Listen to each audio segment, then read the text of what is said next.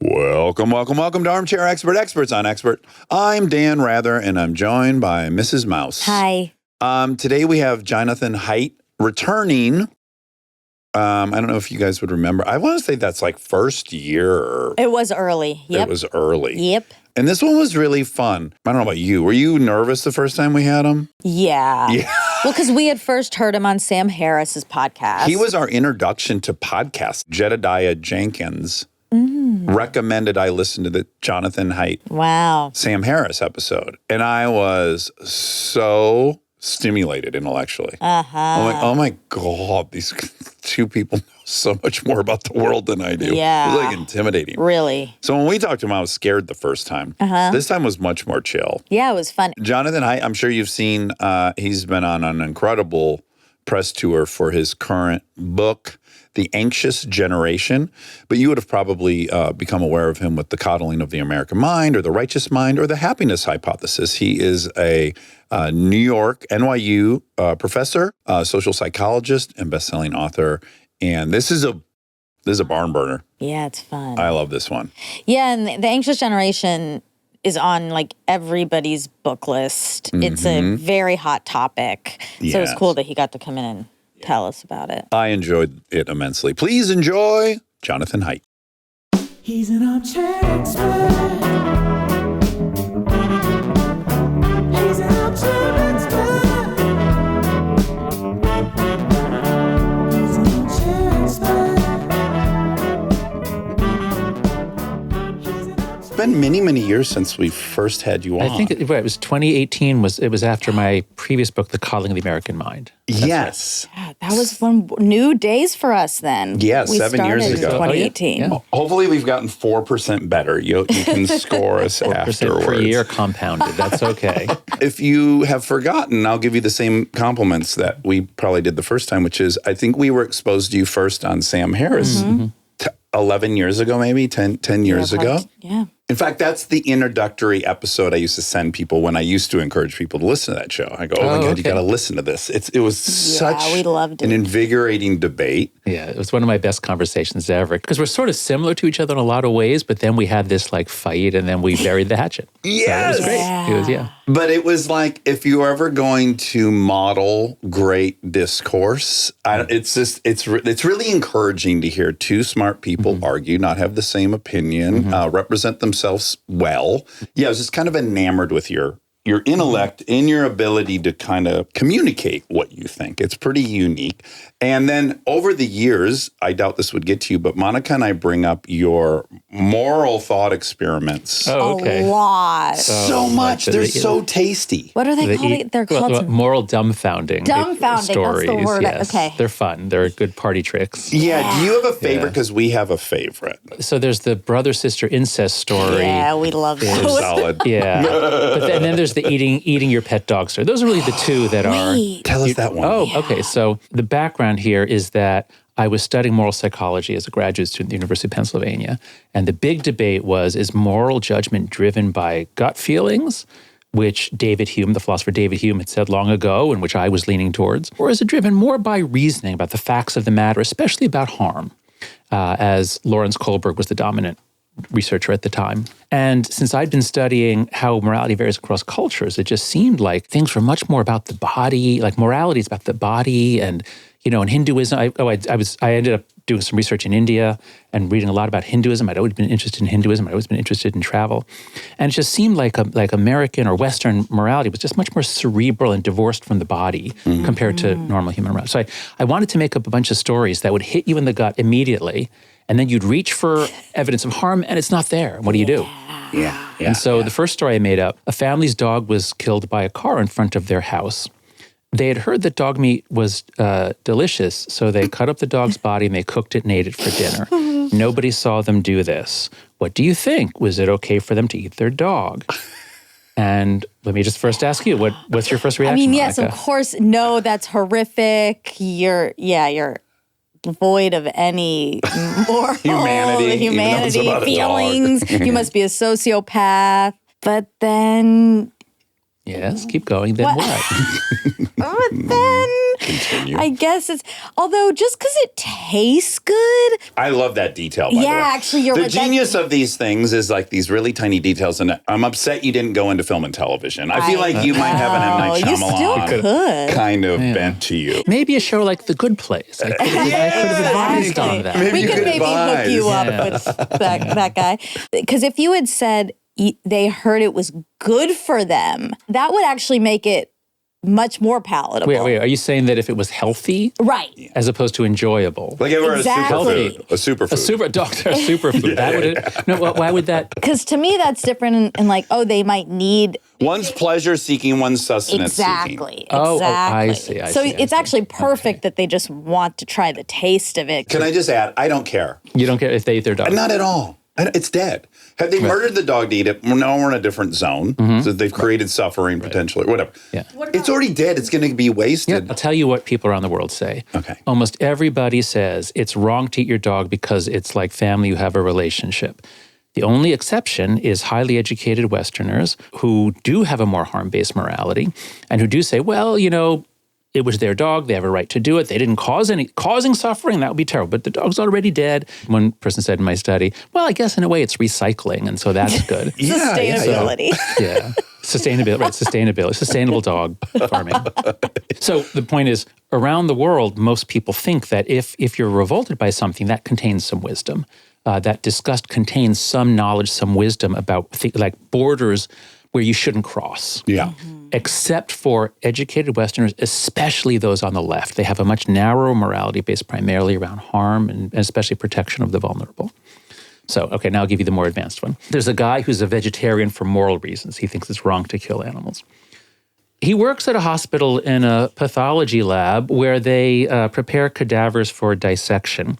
One day there's a fresh corpse which, recently died, good condition, but they have no need for it, so he's supposed to put it in the incinerator. He decides that he'd like to try meat, so he cuts off a section of the thigh and disposes of the rest of the body and brings that section home and cooks it and eats it. Nobody sees him do this. What do you think, Monica? What do you think about that one? You know what's crazy? What? This is not hypothetical. What? What do you mean? There was a cannibal in France. We used to have a conspiracy theory show, and our fellow host interviewed this cannibal, and he made the Cannibal's Cookbook, and it was the exact thing. He worked my in a God. pathology lab. Oh, my God. And he I hope you actually didn't get the took idea it home from me. and cooked it. Wow. So it's not even hypothetical. Wow, the world is so He went to weird. jail, but he didn't do a ton of jail time for it. And he was able to get out and write this cookbook. But also, So- he went to he wrote- jail. Yes, In the jail. Cannibal's My God. Cookbook. I guess if you go to jail and you're completely broke and you have this amazing story, it's a pretty clever way to monetize it. France voted, so we know where they landed on this. Well, they'll do anything for hypothetical. food. I have a weird, I think it's less amoral to do that than eat the dog because of the relationship. Oh, because you didn't have the relationship with, The stranger. cadaver. yeah. So I'm going to guess that you're on the left politically. I Is that am. true? Yeah.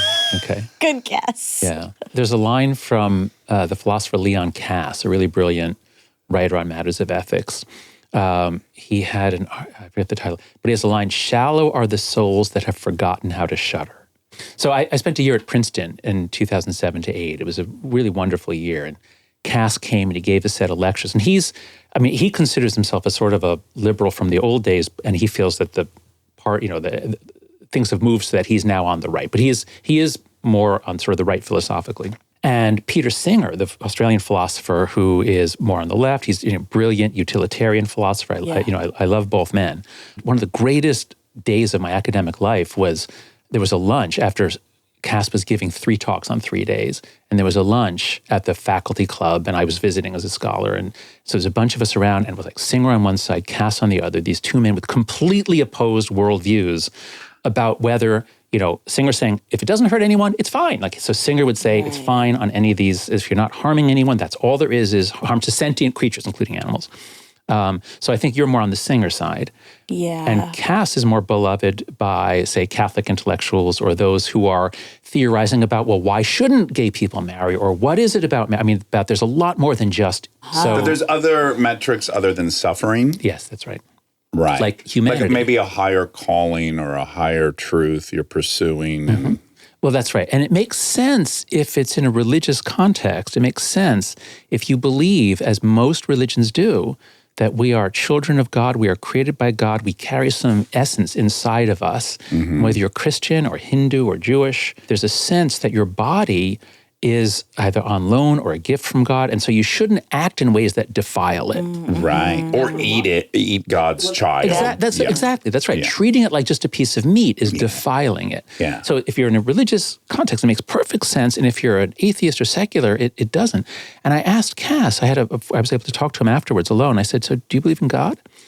And he said, well, it depends what you mean. And, as many Jewish intellectuals do, I'm Jewish. And it's like, well, rabbinical response. Exactly. Yes, that's right. That's right. And once I made it clear, like, do you believe that there's an intelligence, an essence, or something that created us? And he said, oh, no, not in that sense, no. Yeah. Right. But so he got to that position from really what I think was a humanitarian view, which I'm kind of coming to in this age of internet degradation. Actually, I hope we'll talk about that, the degradation of our digital lives. Yeah. So anyway, but it's just such an interesting area where ethics is meeting up with the craziness of what's happening to our lives now that it's all going online. What do you think about just the appeal of one answer, a binary? And I just have found now that in interviewing so many people and living long enough, it's like, at best, things are like 61% true. And as they say, there's two kinds of people, those who think there's two kinds of people and those who don't. Yeah. And I guess I would say that in general, as a heuristic in life,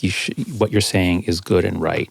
But sometimes there are true binaries, and sometimes one side is completely right. And so just to give you an example, right now, so I'm engaged, with my new book, The Anxious Generation, I'm engaged in a debate with people about what caused the gigantic increase in mental illness that began with young people around 2012. It's very sudden, and it happens in many, many countries. And in general, as a social scientist, I favor the view that, well, it's multi-causal, and there's all these different factors coming in, and we never want to point to one thing. Sometimes there is one thing. I mean, like leaded gas did some terrible stuff to developing brains. Sometimes there are childhood diseases, and sometimes there is one thing that causes a lot. Smoking's pretty definitively. That's right. That's right. We get them occasionally. Yeah, we do. That's right. That's right. Have you found, though, really quick, as you've gotten older, because certainly I'm clocking the fact that as I get older, I am getting more conservative. Yep, that happens.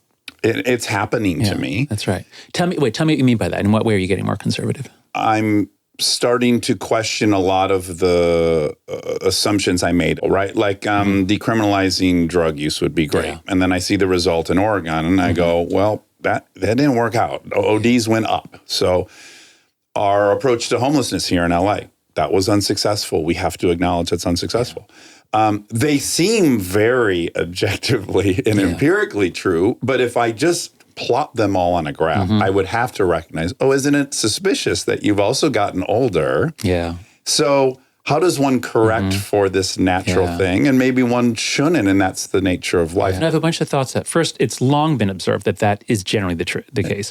I think it was Winston Churchill said, any man who is not a socialist at age 20 has no heart. Any man who's still a socialist at age 30 has no head. Something like that. Yeah. And there is research showing that there are certain life experiences that push people to the right. Having children is the main one, because once you have children, you see more threats in the world, you're more protective, and you have sort of a longer time horizon. Owning a business, when you become a business person, suddenly you see wait a second, it's impossible for me to operate my business, all these regulations. Yeah. Also, I think 2 for 2. And then also, as you get, I don't know about you, but I'm finding I'm just much less passionate than I used to be. And this is also true just about aging. Your hormone levels drop, especially for men, your testosterone level drops. You're not out winning a mate. That period's over. That's right. There are different periods of life. Yeah.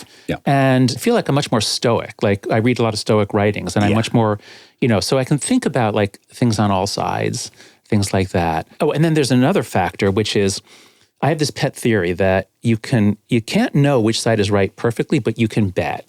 Without knowing anything about the topic, I could have a successful betting record on, you give me the disputes, I'll make bets on them. All I need to know is which side does a better job of suppressing and attacking and threatening its dissidents.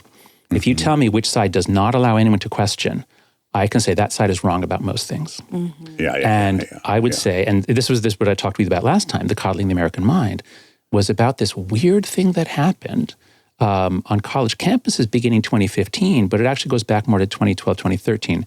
It's now called the Great Awakening.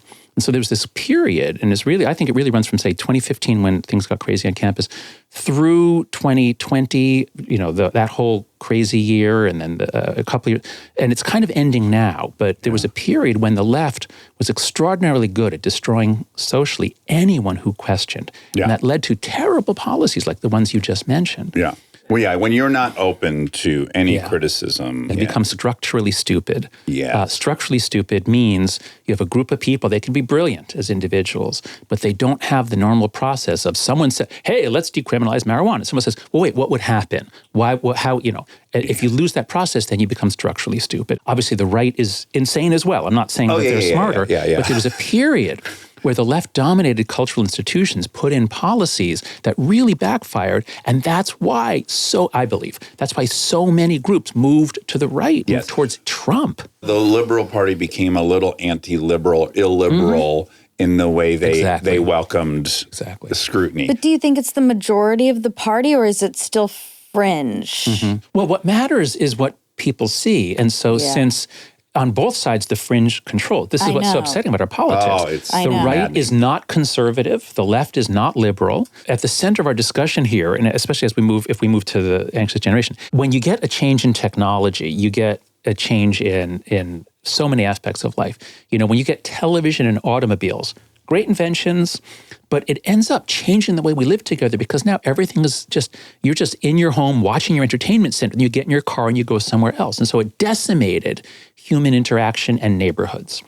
But that was over many, many decades. The move onto smartphones and social media, what I call in the book, the great rewiring of childhood. 2010, teens have flip phones. They might have Facebook, but they don't use it very often because they have to use their parents' computer to get on it. There's no privacy. There's no privacy, that's right. Whereas by 2015, everyone has a smartphone, social media, Instagram, high-speed internet, limitless texting.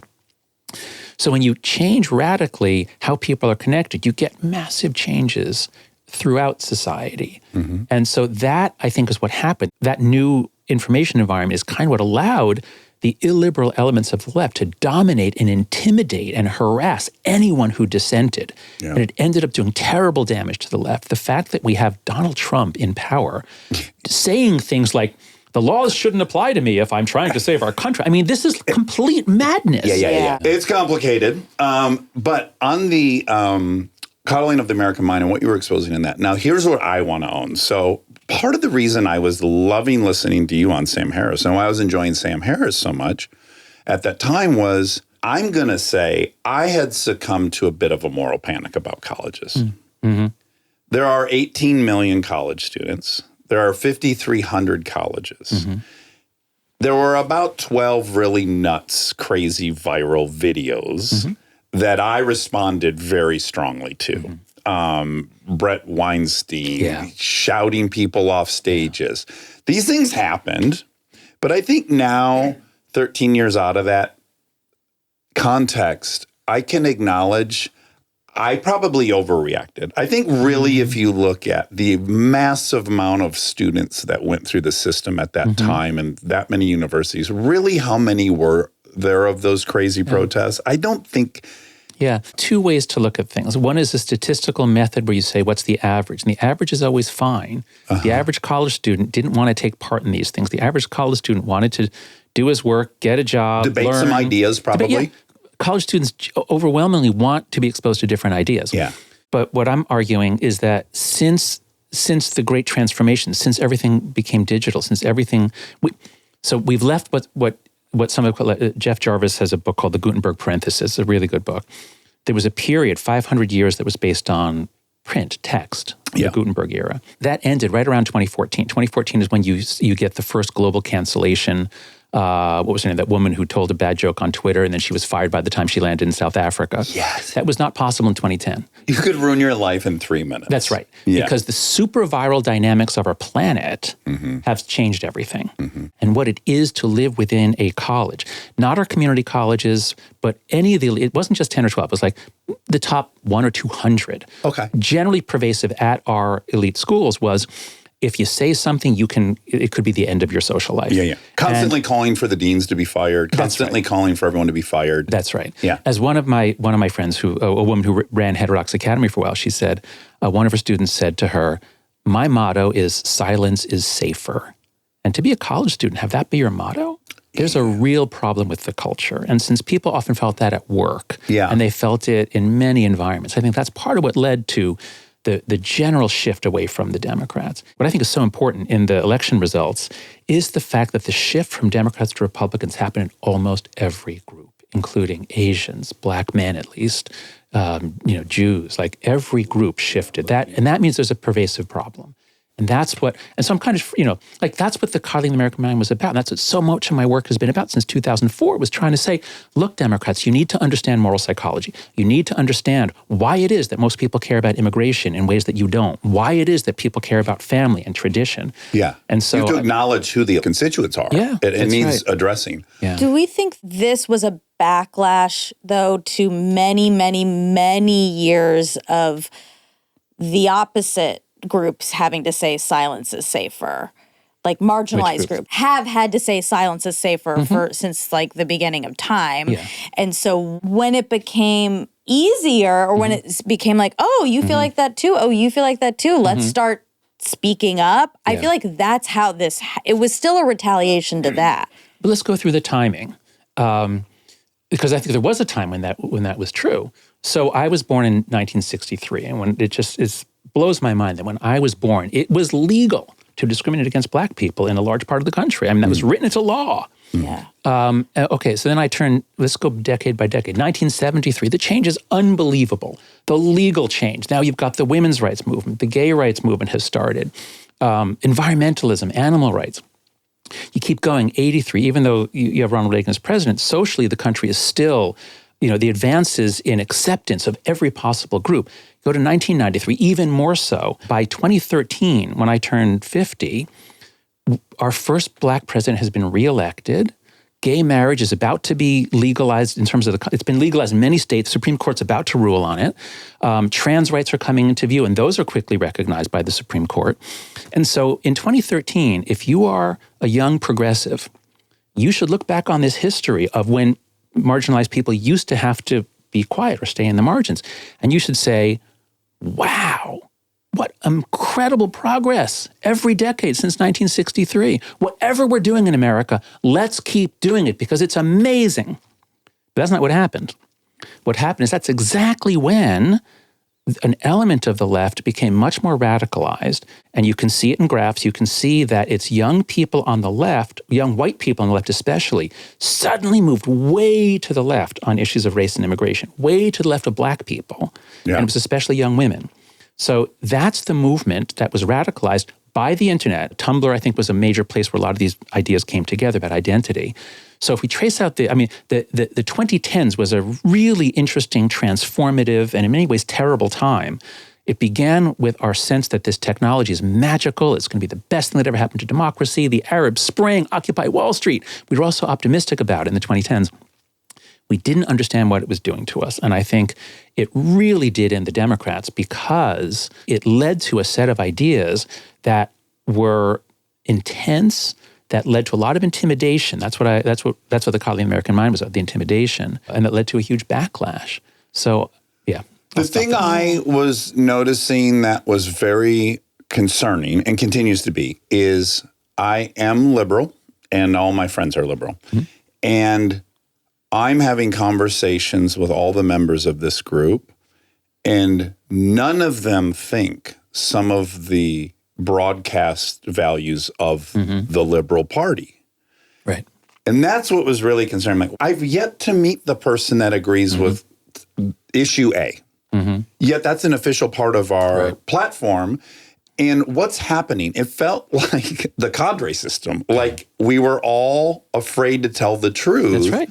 I was open to meeting a handful of people that thought this was a good idea, but numerous issues, everyone I meet in real life, not on the internet, doesn't think this way. And I'm like, It's truly been hijacked. No one even thinks this. That's right. That's right. And that was not possible before social media. You couldn't have a small number intimidating a large number before social media. Yeah. But now you can. Yeah. James Carville has been great on this. He's been complaining about faculty lounge politics. Like, because you say you haven't met a single person. Like, they're all over universities. Not a majority. Yeah. Most professors are on the left, but they're liberal, they're sane. Yeah. But there are certain departments in which this way of thinking is dominant. This sort of thinking is very aggressive and intimidating. A small group ended up having so much power, and that couldn't have happened before social media. Yes. Okay, so your current book, The Anxious Generation, one element of it is not a shocker to me because you brought up in the first interview 7 years ago this concept of free-range parenting. We ended up interviewing Leonore Skenazy, yes. Skenazy, who we loved. She's great. She's so funny. So that aspect I knew would come up at some point in your work, maybe more officially. Yeah. So maybe start there because that's where you and I are really in lockstep. That's right. So I was busy studying moral and political psychology. I was going to write a book called 3 Stories About Capitalism, the Moral Psychology of Economic Life. And then all of a sudden, things blew up on universities in 2015, and that led me and Greg Lukianoff to write The Coddling the American Mind. But I did it began as a side project. What's going on with young people? Like, why are they so anxious? And that led us to write The Coddling the American Mind. Coddling means overprotection. Yeah. And that led me to draw much more on Leonore Skenazy's work. Now, I'd moved to New York in 2011 with my wife. Our kids were very young then. We met Lenore socially, and we read her book, Free Range Kids. And so we used that to help us raise our kids. And I know you and Kristen, I read that amazing story about you guys at Tivoli Gardens. So yes. We'll come back. I want you to tell that story, unless your guests your listeners are all sick of it. I don't know that I have. Yeah. Okay. Normally I would brag about getting an email from you commending us, but I somehow resisted in that moment. Yeah. That's right. It was clear, Lenore and others have been saying for years, we are vastly overprotecting our kids. So I'm 62, you're like 50. Wait, Monica, if I may ask, or what? Are you I'm millennial? You're millennial. Yeah, right. 37. Okay. So older millennials and up, we almost all had free-range childhoods. Now, we grew up during a crime wave. There was a lot of crime in the 70s and 80s. Yes. But kids went out to play. It was like, of course you're going to go out and play. What are you going to do, sit and watch TV all day long? Yeah. In the 90s, the crime wave ends. Life gets much safer. Drunk driving gets under control. But that's exactly the decade when we freak out about child abduction. I mean, people literally, now they won't let their 7-year-old go 2 aisles over in the grocery store because what if they're kidnapped in the grocery store? All these predators lurking. Yeah, and it was never true. Yeah. It was clear that the overprotection had something to do with this. Yeah. But the overprotection was kind of gradually implemented in the 80s and 90s. And the mental health crisis hit suddenly in 2012, 2013. Right. So there was something missing from our analysis in the coddling. Really quick, how have you come to trust the data? Because you born in 63, me in 75. I have never, ever been asked about my anxiety level. I've never been asked about my depression level. No one ever inquired anything of any of us. So how do you make peace with trusting this data? Sure. Just knowing that we're looking around now and we weren't. So in the United States, we have several long-running, very good, nationally representative studies. Most countries don't have this. But in the US, so one of the ones that a lot of us rely on is called the Monitoring the Future study. And so it began with just high school seniors. Not every high school senior, but they had, I don't know if they identified a few hundred high schools, a few thousand high schools. So it began just high school seniors. They'd ask them a bunch of questions, including, I feel anxious every day. Or I can't remember what the phrasing is. Yeah. But here's one of them that I remember the phrasing of is something like, I feel that my life is useless. And 9%, roughly 9% of them agreed with that statement, plus or minus a bit, from the 90s through 2010, 2011. High school seniors. Yeah. So we have this long running, it goes back to the 70s, and then they added in 8th and 10th graders sometime in the 90s. So we have these long running data sets, 8th, 10th, and 12th graders. Yeah. And so we can see how, one of them is, sometimes I like to do things just because they're a little bit dangerous. Okay, now if you're a risk taker, like teenagers are risk takers. And so the boys especially say yes. Yeah. So we can plot, how did that question fare? And what we find is on the question about uselessness, only 9% on a 5-point scale either strongly agree or agree. So most American high school students are like, no, I don't feel my life is useless. Yeah. All of a sudden, 2013, it starts skyrocketing, and it doubles. It doubles within about 5 or 7 years. Okay. So about 20% of our high school seniors think that their life is useless. Yeah. data sets like this are full of slow rises and slow falls. You almost never find elbows. You almost never find a hockey stick. Right. But in graph after graph, and this is what you see in chapter 1 of The Anxious Generation, graph after graph, you find a hockey stick, especially for girls. I should make it clear. For girls, it's like there's no sign of a problem, and in 2012, boom, more than a doubling, between 50 and 150%, depending on what you're studying. But it's never 10 or 20% increase. It's always 50 to 150% increase. Boys are doing much worse too, but that's a little more gradual. It's not exactly 2012. It begins maybe a little before 2010, but it accelerates in the 2010s. So something went suddenly very wrong in the early 2010s, and that's what the anxious generation is about. It's not just the overprotection. It's also, I argue, the change in the technology. Stay tuned for more Armchair Expert, if you dare.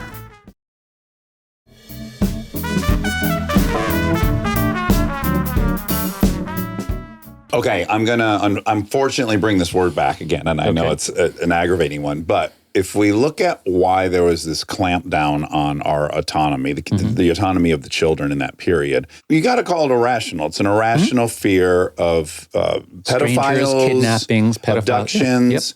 We would have to agree that that was a moral panic, right? I've lived through several. I lived through this satanic moral panic. That's right. Right. People that weren't alive then can't really even it was crazy. Imagine. We were sending kids to prison in Memphis because they worshipped, this poster of Metallica. Like this was happening. God, Kids were going to prison for Satanism. I lived through it. I'm like, oh wow, that was wild. And then the next round, in my memory, was this big moral panic about abductions, a man with a white van. Sexual abuse. Yes, like that happened. Yeah, and our response to it was far more damaging than this perceived threat of. Yeah, that's right. The abductors. Right. So this was a true moral panic. That's an important word. A moral panic. They have certain properties. It spreads through the media. People read a report about something, then they get afraid. Yeah. And the definition of a moral panic includes that it's not real. If there really was a sudden wave of kidnappings by men in white vans, well, then it would be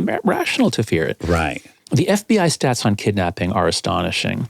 Any idea how many kids get kidnapped by a stranger any year? Like ballpark. What do you think it is? In America? In America, yeah. By a stranger, not a family member. Right. Because those are high. Yeah. 500.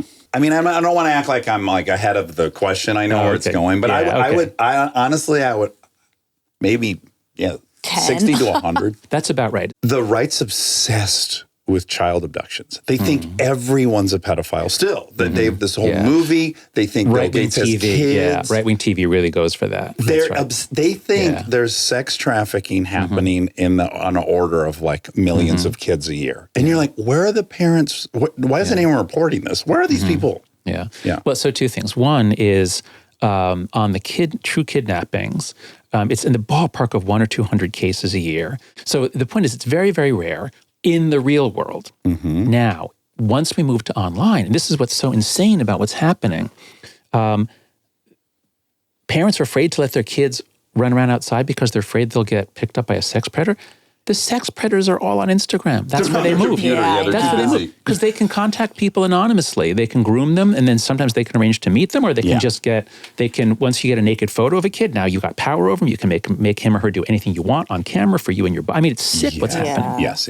And so I don't think that if we're focusing on online, I don't think it's a moral panic. The data from an insider at Instagram, Arturo Bejar, he found, I think it was something like 1 in 7 teens reported some kind of inappropriate sexual contact, like somebody was like trying to hit on them, pick them up, some sort of sex.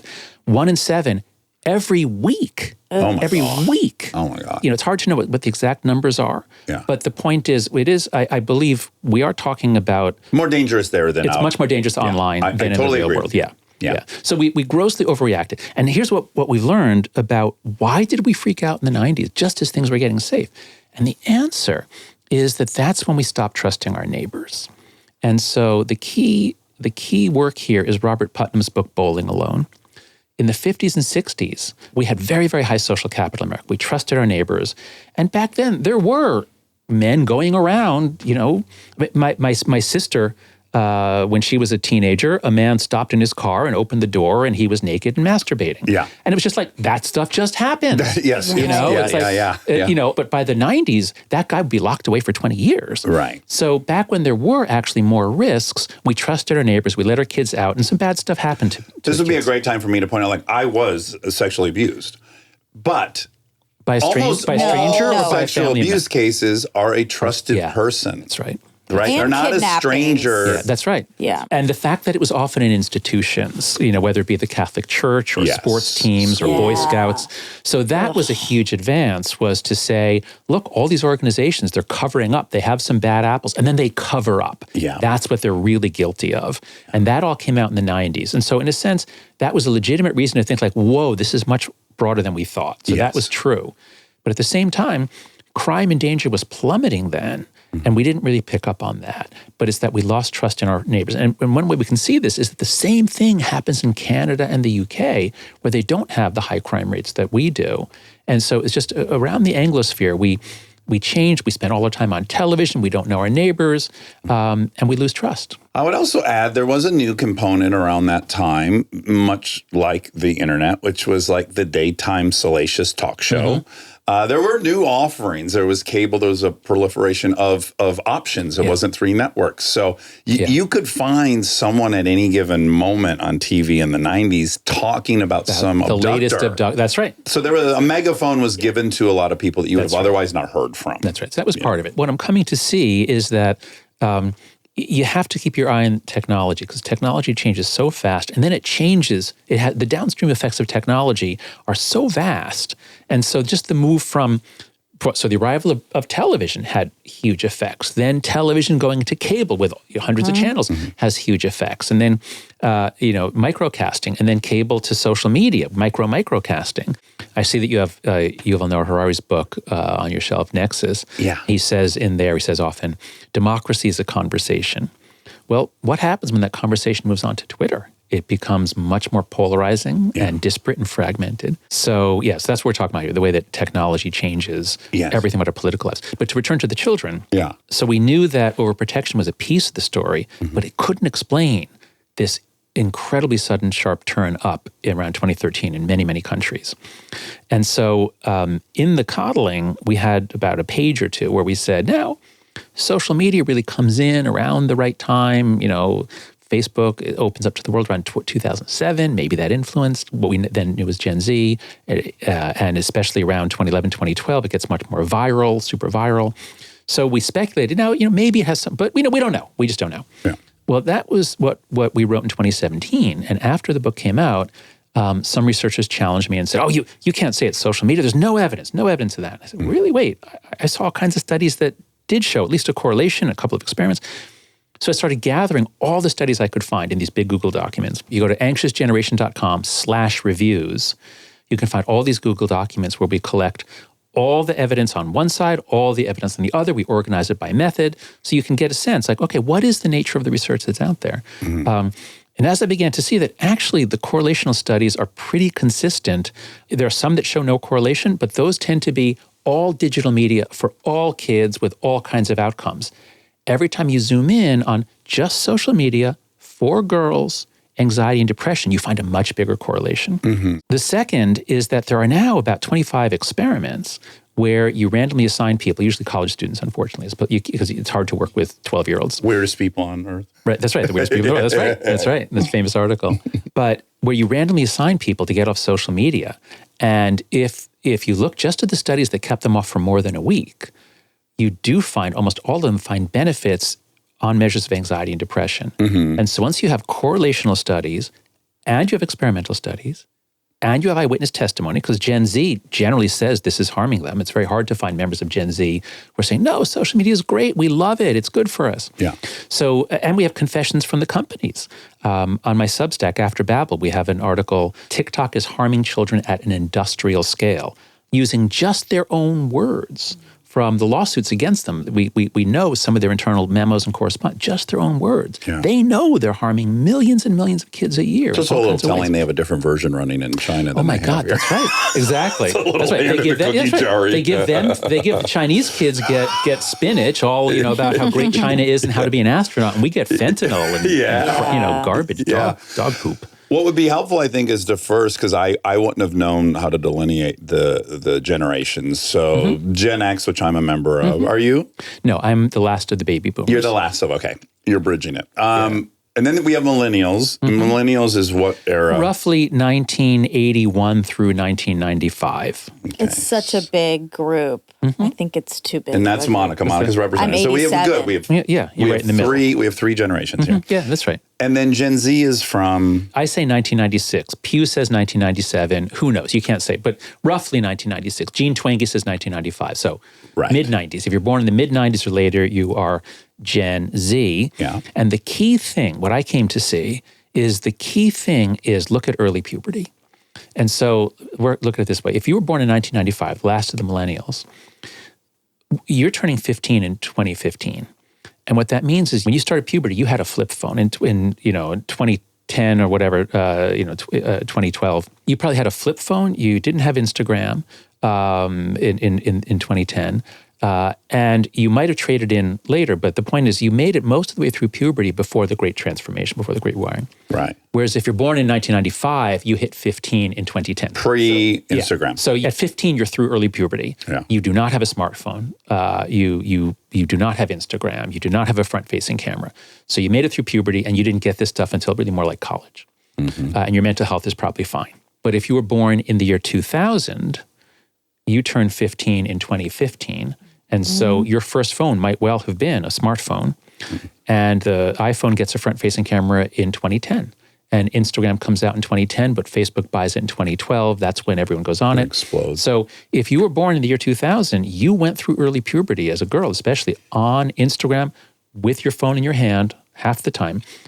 Half of our teenagers say they are online almost constantly, phone's always in their hand. And that, I believe, is what created Gen Z. That's why Gen Z is different from the millennials, is what were they doing in early puberty? Yeah, they have no period of time. They have no foot in pre-internet, right. pre-smartphone. That's right. Yeah. So it's a very interesting group to look at. And when we talk about all these issues that are in the anxious generation, we are talking about Gen Z. Yes, that's right.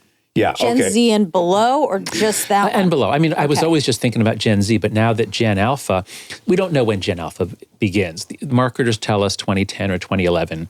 Okay. I think it might actually depend more on TikTok. I think TikTok is transformative for brain development.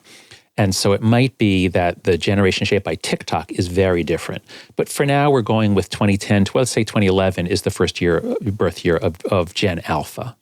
Okay. So, and a couple things you lay out in the book which are relevant is your brain you have your brain. You have 90% of the mass of your brain by like 6 years old. But what was really happening through development is building all these neural networks, getting different areas of the brain to communicate. And that is a long journey that doesn't really conclude, varies between males and females, right? But before the frontal lobe is fully on board, the prefrontal cortex, you're in your 20s. Right, that's right. Right? Around 25 usually. 25, Yeah. Okay, so that's how the brain works. And now what are your thoughts on how this technology has interfered with that process? Yeah. Neural networks are amazing things. And I was thinking going into AI in 1986 when I was done with college and I was working in computers. And AI back then was based on like programming normal computer language to do things, and it didn't get very far. Yeah. It's only once they developed the idea that, hey, how about we make something like a neural network? And then you train it. And of course, we all know like the training data needed to train ChatGPT is enormous. And the stuff you put in is going to shape the connections made. So what happens when the stuff that gets put into our neural network is the stuff that we evolved for, which is first you learn how to move your body, and then you learn to walk and run and eye contact and social life and talking and climbing and fleeing predators and forming coalitions and all the stuff that you have to learn. And you watch kids, it's amazing. They'll do something, it falls down. They do it again, it falls down. They do it again. I mean, they repeat. And that's They've got no quit. It's really impressive. Yeah. It's not like any child ever tried to start walking. It's like, fuck that. That was too hard. I guess I'll crawl. Yeah. Although now with an iPad, if you give a kid an iPad, they might say, fuck that, this is too interesting. I'm staying on the iPad. Yeah, what would be over there that's as interesting as this? That's right. So my point is that brain development takes a very, very long time. Humans have an extraordinarily long childhood. And the only way that we could have such a long childhood is if it was incredibly valuable, because why would you delay reproduction? I mean, evolution is a battle for survival. Mm-hmm. Why would you delay reproduction by so long? Culture is very, very powerful, very important to learn. And so we've evolved cultural mechanisms of cultural learning, and we still use this. We look not just to our parents, we look at all the adults. We're not just copying our parents. No child has their parents' accent. They have the accent of the people around them. Their peers, yeah. So, we can live in modern ways, but you still have to have this pathway of child development. Now, what happens when we now give kids iPhones and iPads? In Britain, there's a shocking statistic. 1/4 of their 5-year-olds have their own smartphone because parents around the world have discovered, your kid's crying, you need to make dinner, you got to eat. Here, just take the phone. Take the phone. You're happy. I'm happy. I can do my stuff. Yeah. And it's like drugging your kid. A distinction I'm coming to see, which is very, very useful, is I don't want to tell people be afraid of screens, never let your kid on a screen. Yeah. What I'm coming to see, as I talk with my undergrads especially, and I realize how serious the attention fragmentation is. This is, I think, ultimately more serious than the mental illness, is the attention fragmentation. So what I'm coming to see is that distinguish between story time and fragmenting time. So stories are good things. Humans are storytelling animals. We love stories. All cultures tell stories. That's part of how we socialize our kids. It's part of how we tune them up. On this culture. That's right. And that's why literature is so important and why reading novels is so important. Stories are good. And a television screen is actually a pretty good way of portraying a story. Mm-hmm. Mm-hmm.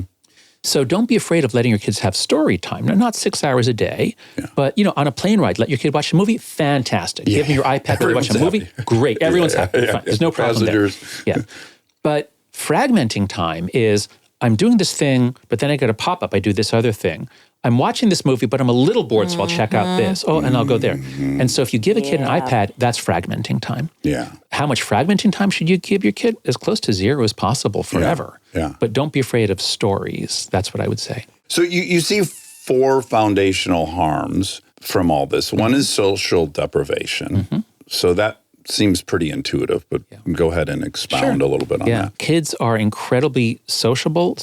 We socialize each other. We play in groups. Kids play in groups, mixed age groups. And there's clear data on how much time kids were spending with friends until around 2010, 2012, about 2 hours a day on average. It's called the American Time Use Survey, like how much time did you spend eating? How much time did you spend watching TV? All sorts of things. And so you can see until around 2012, kids 15 to 24 is the youngest age group. They were spending about 2 hours a day with their friends outside of school and work. And then you see this incredibly sharp drop after around 2012 in that period, down to the point where in 2019, just before COVID, the time they're spending with friends is only a little bit more. It's gone from 2 hours a day down to like 45 minutes a day, which is just a little bit more than older people are spending. Mm. And then COVID comes in. We get COVID restrictions, and it just goes down a little further. Mm-hmm. In other words, Gen Z began practicing social distancing as soon as they got a smartphone. Right. And they finished the job almost by 2019, and then certainly by 2020. Because with a phone, you're always interrupted. It's always more interesting than the person standing next to you. Yeah. And my students complain, like you go into, you sit with somebody at lunch in the cafeteria, and they're on their phone half the time. Yeah. And so it just fragments, it disrupts. There's a great line in the book from Sherry Turkle at MIT. She says, with our phones, we are forever elsewhere. Mm-hmm. And so this is devastating to social development. Yeah. You don't even meet kids. Anyone with a partner experiences this. I mean, adults, we're all doing it, but I guess our brains have developed before. Right. We just got We're lucky. damaging our relationships. We're not damaging our brains. Yeah. But that leads right into the second foundational harm, which is attention fragmentation. Okay. And this is the one that I'm beginning to think is possibly the most serious. The book focused on mental illness as the main, because we have good data about that. We don't have good data on attention fragmentation. But in talking with my students, and these are students who got into a top university at New York University. Some of them say they can't watch a movie. They can't. It's 90 minutes, and and some of them say, or they have friends who can't watch a movie unless they're also on a second screen because they can't focus on anything for that long. They can't read a book. One of my students said, I take out a book, I read a sentence, I get bored, I go to TikTok. Yeah. And what is the cost to humanity if half of our kids can't read a book? Now, just to play devil's advocate right here, please. I would imagine that is how their workplace will end up looking. Right? So I think we're moving into an era where it's like AI is doing a lot of these tasks. AI has endless concentration. Yeah. You know, are they just getting prepared for the life they're going to occupy? And is that, it's not the life I want, but is it maybe just the life of the future? And I need to, again, check my being 50 and getting more conservative. Like, what do we think about that? Yeah, I hear that argument occasionally. Like, well, the technology is here to stay. They need to learn how to use it, so they should start early. You know, I mean, sex is here to stay, but we're not going to start our kids at 6 or 7. Right. I mean, let's let them have normal development. There's a time for it. Yeah. What I would say as a college professor is if you want to send your kids to me at NYU Stern, a business school, or preparing for these sorts of careers you're talking about, and I could choose between kids who had an iPhone or iPad from age 5 and were always on it and can use the technology but can't think, can't focus, can't write, can't look you in the eye. I mean, how are you going to succeed in business? Right. If on the other hand, I could get kids who were raised in a homeschooled Christian environment, they had no technology until they were 18, they're applying to college, they're going, suppose they were going to come to college, they're going to pick up how to use the technology in about 3 days. It's also intuitive. It's not like you're going to fall so deeply behind. Yeah. That's right. Yeah. The millennials in the 90s, your generation, you guys grew up with the internet, but you learned how to program, how to what a motherboard is and swapping in chips. I mean, using a floppy disk. So there was learning before, but now these things are so easy to use and they're designed to be addictive. The early internet was not designed to be addictive. It was designed to be useful. Right. So no, I reject that argument. It's much, much better to let healthy brain development reach at least get most of the way through before you shatter it with the constant interruptions and fragmenting. It's interesting. Yeah, it parallels a lot of social issues of the time. It's like, when do we allow children to do whatever they want? It's popping up in a lot of... Well, circling back to ADHD, this is that. Yeah. The attention fragmentation is that. So is it ADHD or is it this? It's just that we're so addicted to these things. Well, and that brings us right to another of the foundations, which is addiction. And this is one that we mentioned in the book, but I'm coming to see is much more serious than I realized. So yes, let's talk about addiction a bit. Finally wandered into my field of expertise, addiction. Okay. Yeah. All right. So I'll interview you about addiction. Yeah. So the key neural process here is, of course, dopamine. And dopamine is sometimes said to be a reward transmitter, a neurotransmitter of reward, but it's not reward like I did something, I get a reward. There's no that felt satiation. good. Exactly. It's the opposite of satiation. It's really more a neurotransmitter of motivation. You do something, it feels good, and your brain says, ooh, that felt good, let's do it again. Yep. Which in our ancestral environment was good. Like you taste something, like, ooh, it tastes sweet. Let's have more. Grab it all. I'll just add right now, because I think it's interesting for people to think of when they drink. Like if you read Dopamine Nation or Molecule More, such a good book. Both those books are great. When you drink, the joy of drinking is the first 2 drinks. That is the most pleasurable period because that's the dopamine dump. Okay. I've been experiencing reality in this way. I'm feeling the shifting of reality. What could be on the other side of this new reality? Yeah. Beyond 2 drinks is inebriation. So you're no longer getting dopamine. So if people are wondering, like, what is that experience where it's like the first 2 are great and I feel optimistic and energized. And then the rest is just inebriation because there's no dopamine. Okay. And that's what you really love is the That makes dopamine. sense. Yeah. That makes sense. Then what really happens is then the next day you are anticipating the first drink. You're in a deficit The at that dopamine, point. Yeah. it's all about then just getting the drink you're living in that dopamine dump. That's right. And that's the key word is deficit. Yeah. This is what I'm really coming to see. So I'm now studying educational technology because our schools are stuffed full of ed tech, and a lot of it is gamified. Hey, let's teach kids math. Let's gamify it. Let's make it a fun game where they get rewards. Yeah. And if you do that, you'll get more engagement, but there's a cost. And so what we have to understand is the more activities we give our kids that lead them to quick dopamine, which is you do something simple, you get a reward. Do something simple, get a reward, like a slot machine, like social media. You never know what's going to come, but sometimes it's good. Yeah. If you gamify a quarter of a kid's day, their brain, that's a lot of quick dopamine. The brain is going to react by downregulating dopamine neurons so that they're less sensitive to dopamine. Yeah. You now have, and so now when you take away the gamification, now they're in a deficit state, which means everything is boring and unpleasant. The human body is the master at homeostasis. That's right. So if you bring That's it up, it must bring itself down. Not on everything, but on anything that involves dopamine. Yes, absolutely. And That's it's a asymmetric offset. So it's 5 minutes of dopamine, and the cost of that, the bad chemicals you experience, go on for 2 hours. If you think about what you might call quick dopamine versus slow dopamine. So slow dopamine is, suppose a boy sets out to build a treehouse or a racing car or whatever, and he works on it and works on it. Every time he makes progress, that's rewarding. Yeah. Okay, but you're going towards the goal. You're keeping focused. Now, this is what executive function is. Executive function is the ability to say, here's my goal. Here's what I have to do to it. I'm going to do the hard work. Along the way, I get rewards for making progress. And when I'm done, like, it feels so good. Yeah, delayed gratification. That's right. So that's all really good. But what I'm coming to see is I underestimated what's happening to boys. Because look at it this way. Because I focus more on the girls because the data is just so much clearer on social media and girls. But with boys, they get the video games early, and the video games are so much better than what I had. We had Pong. I would like the first video game. Right. It was kind of fun, but ColecoVision, I think. That's right. Atari, Asteroid. Yeah. The boys, it starts with the video games, which is really quick dopamine. It's incredibly intense. They're beautiful. They're exciting. So you get a lot of that. And many parents have observed once they let their boy play video games, and a little bit is okay. I don't want to cause a panic here on video games. But if your kid is playing 3 hours of video games a day, 7 days a week, probably that's going to have dopamine effects. And then the kid is going to find the rest of their life can compete. That's exactly. Yeah. Because they're in a state of deficit. Yeah. And so everything else is more boring. And so then we have to ramp it up. Okay, they're in school, they're bored. Let's give them gamified math. And we'll give them gamified this and that. And let's let them keep their phones on them, which is insane. A study just came out from Dimitri Kostakis.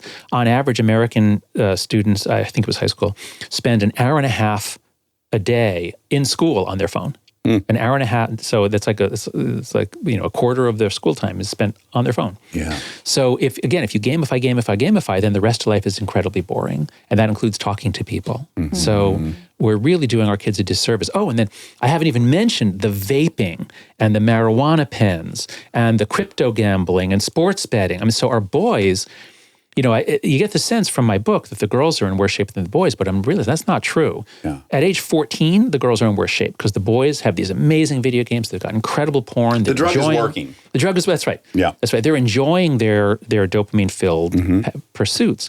But I think they're harming their brains more even than the girls are, which it helps explain why girls are making progress career-wise.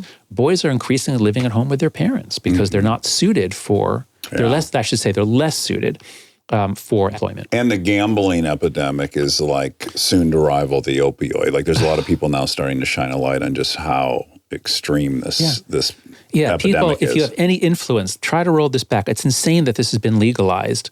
I mean, this is just fishing for boys' dopamine circuits. Yeah. Richard Reeves wrote of Boys and Men. He told me that when sports betting is legalized in a state, the number of bankruptcies goes up very quickly, and that's mostly young men. And so we're just destroying young men and their futures. Yeah, and then you're feeding into the suicide epidemic. Well, of course, it's depressing to be so bored. Like if you're living at a deficit and everything's boring and there's nothing exciting, that is depression. You're in discomfort a lot of your day if you're not on the thing. Yeah. It's just like it's identical to drug addiction. Okay, so now the data, and you've already hinted at it, but the social deprivation, sleep deprivation, we should talk about. Sure. It really probably impacts sleep. Yeah, sleep is so important. We're realizing much more now than we did 20 years ago. Because when I was in college, it was like, we don't really know why people sleep. All animals sleep. But, when you keep people up at night, they don't die. So it wasn't really known. Now it seems that it was known for a long time that REM sleep does have something to do with consolidating memory. So there's always been a relationship between sleep and learning. We know that. But more recently, I don't remember when this was found, but that deep sleep seems to involve something like there's a lymphatic system in our bodies that gets rid of broken molecules and proteins and flushes it out. The brain does not have a lymphatic system to flush it out. But deep sleep seems to involve a pattern of neural firing that seems to do some of that. And so it is about the brain's repair. Sleep is incredibly important. It's also important for your mental health. Stay tuned for more Armchair Expert, if you dare.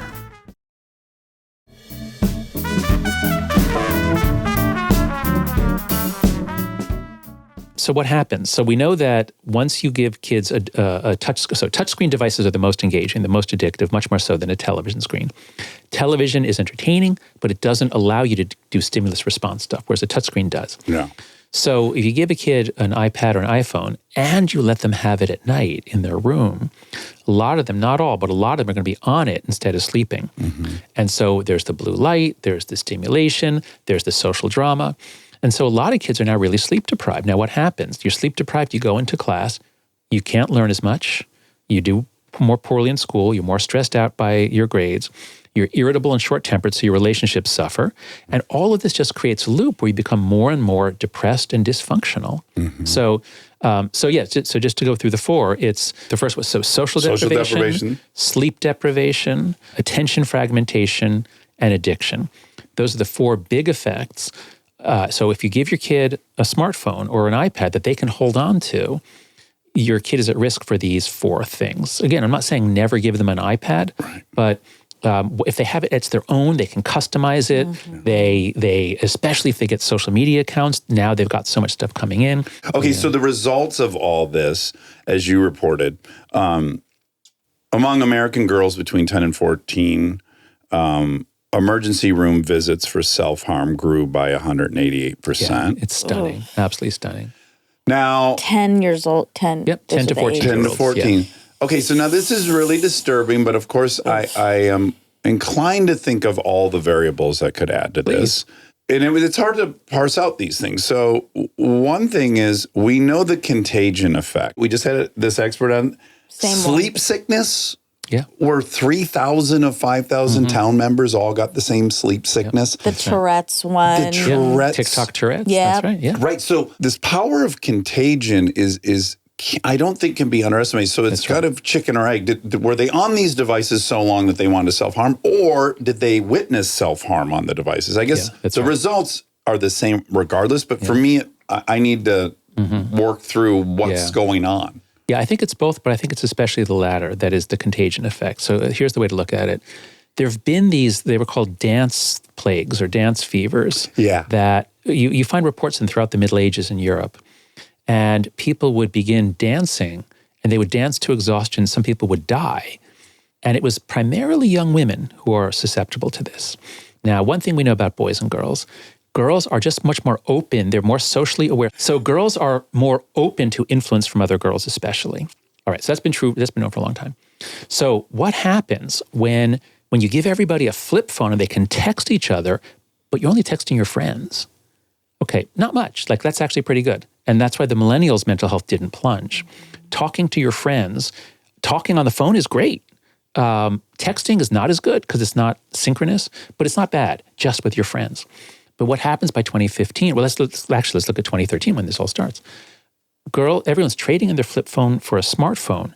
They're getting off of Facebook on their parents' computer, and now they've got Instagram on their own phone.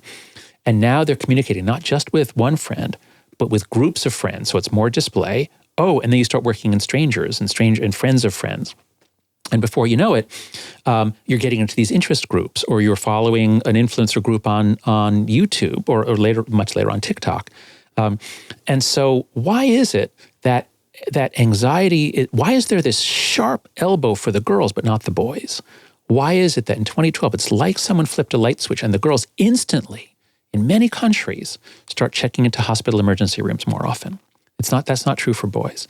So I think that's the contagion. Mm-hmm. It's that if you expose young girls who already are susceptible to social influence, more so than older women or than teenage boys, you super connect them by a thing driven by an algorithm based in Menlo Park, California, which is going to feed you the things that it has concluded are most likely to keep you on. Yeah. And that is girls and young women showing extreme dieting behaviors and get ready with me videos and here's how to make your lips bigger or whatever, all the stuff that it is. Well, and the algorithm knows it must continue to get more and more extreme. Yes. Exactly. Yes, it has a natural trajectory. That's right. So more and more extreme for girls' socialization and more extreme on political extremity. And boys on YouTube, they're getting radicalized and to the becoming right. That's right. white nationalists. It's like these very predictable paths. So this is why everything is so crazy now, because we super connected ourselves. Not just, we always thought connection was good. Hey, should we build roads to connect cities and have trade? Yes, let's do that. Should we have a postal service? Yes, let's do that. Yeah. I mean, connection has always been good. And of course, there are always problems, but the net effect is always enormously positive. Yeah. This, I think, might be the first one where it's enormously negative. Again, connecting by individual communication, fine. Yeah. But it's the algorithm-driven talking with strangers. Is this a good idea to have our kids talking with strangers at the age of 10 and 11? I mean, it's literally don't the first thing you're supposed to, our parents told us, don't talk to strangers. Yeah. And now these kids are just out there like literally talking to strangers. Right. Okay, and then the anxiety and depression, and we kind of already talked about it. You trust this figure. I'm a little more on the fence about how much of it. Which one? The anxiety and depression rates have risen 150% for this cohort, right? For Gen Z. Well, wait, hold on. So that I tend to say the rates have risen between 50 and 150% because there is no number. Like I can't say anxiety but like this particular study asked the question in this way of this age group. So I can't give you a flat number. All I can say is that the numbers are generally between 50 and 150%. I can also say that the over 100 numbers, those are almost exclusively from preteen girls. If we look at girls 10 to 14, we often find more than 100% increase, sometimes 200. Self-harm is actually more, it's 300 or 400% increase. But if we're talking about older teens, we tend not to get over 100%. It tends to be, sometimes 40%, more like 50 to 80%, generally speaking. Again, I just think we're really trying to figure out how much of it is the contagion, how much of it is, it's in our vernacular. Any kid now knows numerous personality disorders from the DSM. They know numerous mood disorders. I didn't know any of them. I knew like depression, I guess was the word I knew. So just the awareness is something, how much it's talked about is something. Yeah. When you explore it. Ask me about destigmatization. Please say, John, isn't some of it just destigmatization? Okay, great. John, isn't some of it just destigmatization? You asked a big, he's dyslexic. That was a big thing you asked. Destigmatization. Thank you, Monica. Came in. So we can put all these things together, because I get this a lot. So there's two. So look, I said a lot of things in the book. There's been almost no pushback on any of it, except for two topics. One is there really a mental health crisis? And two is it caused by social media? Those are the two areas of academic debate. On the first one, is there really a mental health crisis? Isn't this just destigmatization? Isn't it just that Gen Z is comfortable talking about this? Oh, and they know all these words for it. It's the cultural capital of the day, in a sense. Isn't that all it is? Yeah. So that's a perfectly good argument. We should ask that about any disease. But so my mother sent me to a couple of psychologists in the mid-70s because I had various nervous tics and they seemed like nervous habits. But that was very shameful. And I wouldn't tell anyone that I'd been to see a variety of therapists in the 70s. Yeah. And then, in the 80s and 90s, it begins to be much more destigmatized. We start talking about it. There are television shows about it. And so the destigmatization has been going steadily from the 70s when it was shameful, steadily from the 70s to today. So why was there no change in any of these measures from the late 90s through 2011? There's no change. And all of a sudden, boom. Well, look, I acknowledge it's part of the tech, but I would say even when you're deciding, back when you were deciding who you would tell that you had gone to therapy, you're making some selection. You're not telling everybody. Right. And definitely you're evaluating what dude wants to hear, especially with dudes. Yeah, that's right. You're like, this fucking guy working on my sink doesn't want to know I went to therapy. Right. You have some social awareness. Whereas you enter this world where if you choose to, you can be in a silo where everyone talks about it. That's right. Right? So it's very powerful. Yeah, that's a similar thing to what, circling back to the way beginning when we were talking about race relations over time and it being like, it definitely has progressed and mental health awareness has progressed a ton over time. But it's still like if you're in it, you can tell the slight difference, right? Like, what do you mean? So like if we use the race, for me, I was born in 87. It was definitely better than when my mom arrived, but like I had to blend in, and I wasn't really like, oh, I need to be talking about being Indian or, you know. You're not along to a lot of racist jokes that were totally commonplace and fine. Silence was better, really. Yeah. And I'm young-ish, you know? So you can look at it overall and say, like, it's gotten better, but there are nuances when you're in it. And same with mental health. Like, it overall has progressed. But now with the internet, it's like we can all talk about it. But was it experienced as a release? Like, oh, finally, like in 2010, we couldn't talk about this, but now they're all on Instagram by 2013, 2014. Oh, now we can talk about it. Is it that?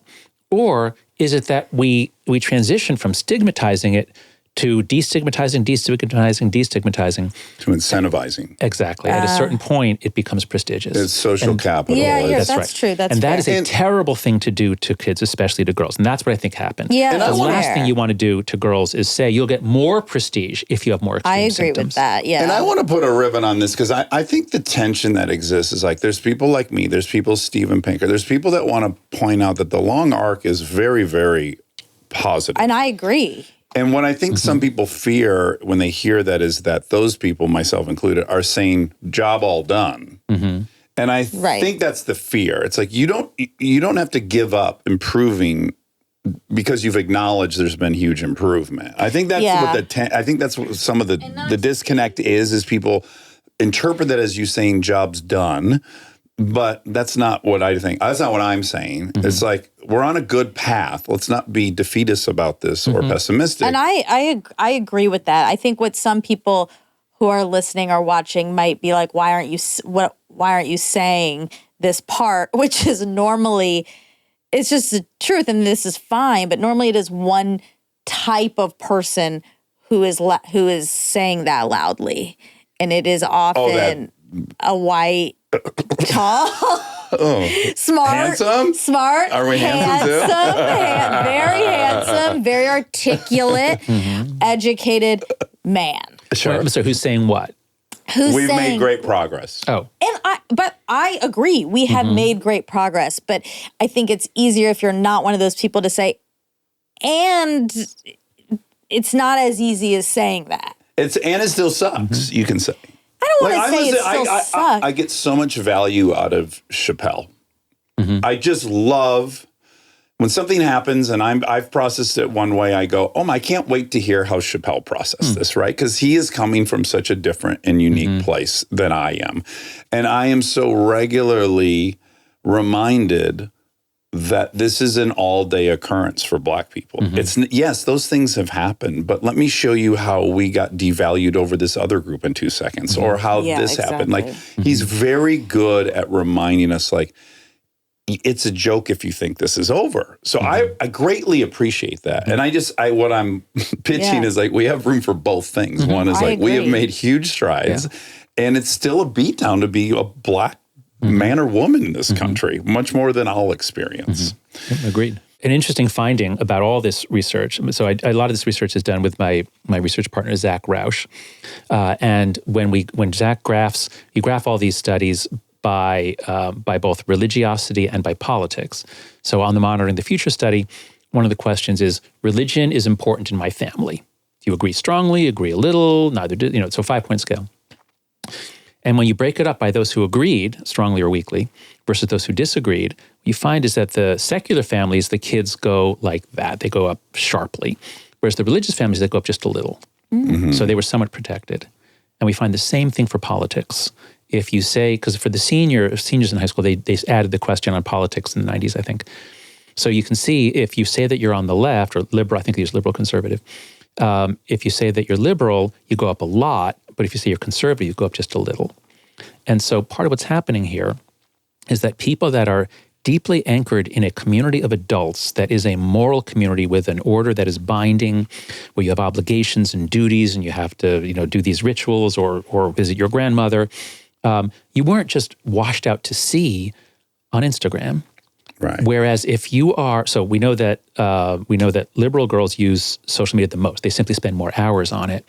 And the stuff they're consuming is a lot of victimhood stuff. So they're consuming a lot of really disempowering ideas about how the world, is against you and you're going to have all these problems and there's so much sexism. And so it's really liberal girls, especially secular liberal girls. They're the ones who just, as soon as they moved onto Instagram, they're the ones who got much more depressed and anxious, or at least that's where it was concentrated. And so I think it is some of these ideas about victimhood that became so popular on campus in the 2010s that are disempowering. It's interesting. I've not thought of this until you're laying it out, but it's almost like we do have a natural compulsion to atone and suffer. And there's an outlet for it in religion. It's like you're born with sin, you battle it. That's the burden you have. And in the absence of that, we kind of need a burden and we need some toxicity we're fighting. You know, I think we have, it's kind of interesting that if you don't have an outlet for it, and religion does provide that for you, you'll somehow find it. I mean, we all find religion. I think we could agree on that. It's like if you live in Hollywood, food is the religion. It's impure. It's toxic. It's inorganic. It's all these concepts we just love. We're built to be drawn to. That's right. No, I would agree with that. From my book, The Righteous Mind, the subtitle is Why Good People Are Divided by Politics and Religion. And the analysis that I give there is that we evolved as tribal creatures, and the key that religion does for us is actually creates a community. So I follow Emil Durkheim, the sociologist. Emil Durkheim is my favorite thinker of all time. And he said the purpose of a religion is to bind together a group in a moral order that then constrains us. And we can find meaning and connection within that.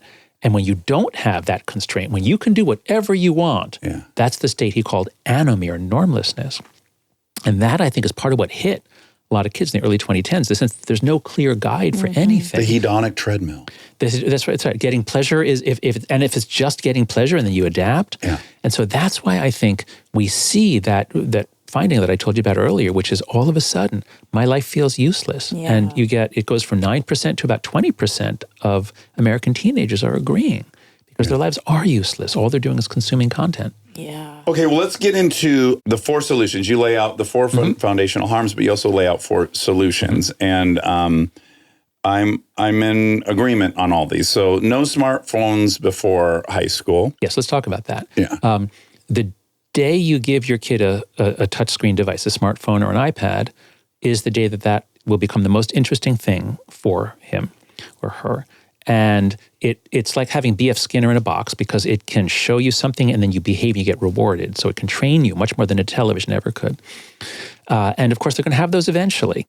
But I'm trying to say, let's clear it out of middle school. I'm really interested, I'm focused especially on early puberty. So around 11 to 13, let's clear it out of that. The key to the 4 norms is that they're all collective solutions. It's really hard for a parent to say, no, sweetie, you can't have a smartphone. I'm going to give you a flip phone. You're going to be the only kid in your class. You're the only kid. You're the pariah. The other kids are going to make fun of you. You're going to be left out. So that's a very painful choice, and most parents don't make it. And so it ends up that all the kids have a smartphone. It's now going down into elementary school. So your girls are how old now? 10 and 11, about 12 next month, 10 and 12. Okay, and they don't have do they have any kind of phone? Yeah, they have iPods that they can make their home movies on. Okay. And that's really all they do on it. And then YouTube, they're only allowed to watch a single show, Dr. Mike, because it's super informative. He's great. I love it. So yeah, those are kind of the parameters. Can they text? If they're on Wi-Fi at home, they can text. So they can communicate with their friends. Yes. Okay. I am aware of all the fear. And then I have my anecdotal life, which is I'm around a lot of kids, our whole friendship group, and there's tons of, there's fucking 14 kids in the group, right? That's and I'm great. hearing all these horror stories and I'm hearing what people deal with. And I'm just actually not seeing it. And again, it could be I'm not seeing these zombie teens addicted to their phones. I had all this fear about giving my daughter this phone. I engraved on it no games. So there was no games allowed on it. I said, yes, I want you to make short movies. That's great. And I want you to have music and I want you to be able to read and listen to books on tape. So I'm all for it. And then I had this deep panic that they're going to get obsessed with it. They have it. They forget to charge it. A month goes by and they go, oh, I want to do whatever. And they charge it. Like, tell me not happen. Tell me what they do after school and on weekends. Are they seeing friends or are they in after school programs the whole time? They're here running around or we're riding motorcycles in the neighborhood. Like we're very just out the and two about. of them or they're with other kids? Oh, so yeah. So, and this is what you read about. So yeah, I'm like, go to the store. Yes, Get the fuck out of here. exactly. Like, Yeah. do whatever you want. Great. I trust you. You know how to get home. You know how to flag a stranger. So they've had, really a ton of autonomy, I think, relative to other kids I'm reading about. Are there any other kids that they're doing this with, or are they the only free-range kids and everyone else is overprotected? They're pretty much on their own, except for our pod has a similar ethos. Good. How many kids is that? That is 11 kids. Fantastic. Like And how do they see them on a weekly They basis? see them nonstop, and we take there our you go. trips That's together. It. That's it. Okay, good. So let me return to the 4 norms, and then we'll come back to this because this is it. Yeah. Okay. So the 4 norms, the way to break out of this trap where we've got 10-year-olds wasting their lives away scrolling through TikTok and Instagram. 4 norms. No smartphone before high school. Just give them a flip phone, a basic phone, a phone watch, let them text with their friends. Yeah. No social media before 16. Social media is wildly inappropriate for kids. The sex, the violence, the addiction, the drug sales on Snap and other things. Yeah. 3rd norm is phone-free schools. It's completely insane. Like, when we were kids, you couldn't bring your television into class and watch TV during class. Like, why do we let them You rolled in a Zenith council. Yeah, that's right. With your TiVo and electric guitar and everything else. So it's phone-free schools. That's got to happen. It's happening fast. It's going to happen here in California statewide next year. That's great. And then the 4th norm is far more independence, responsibility, and freedom in the real world.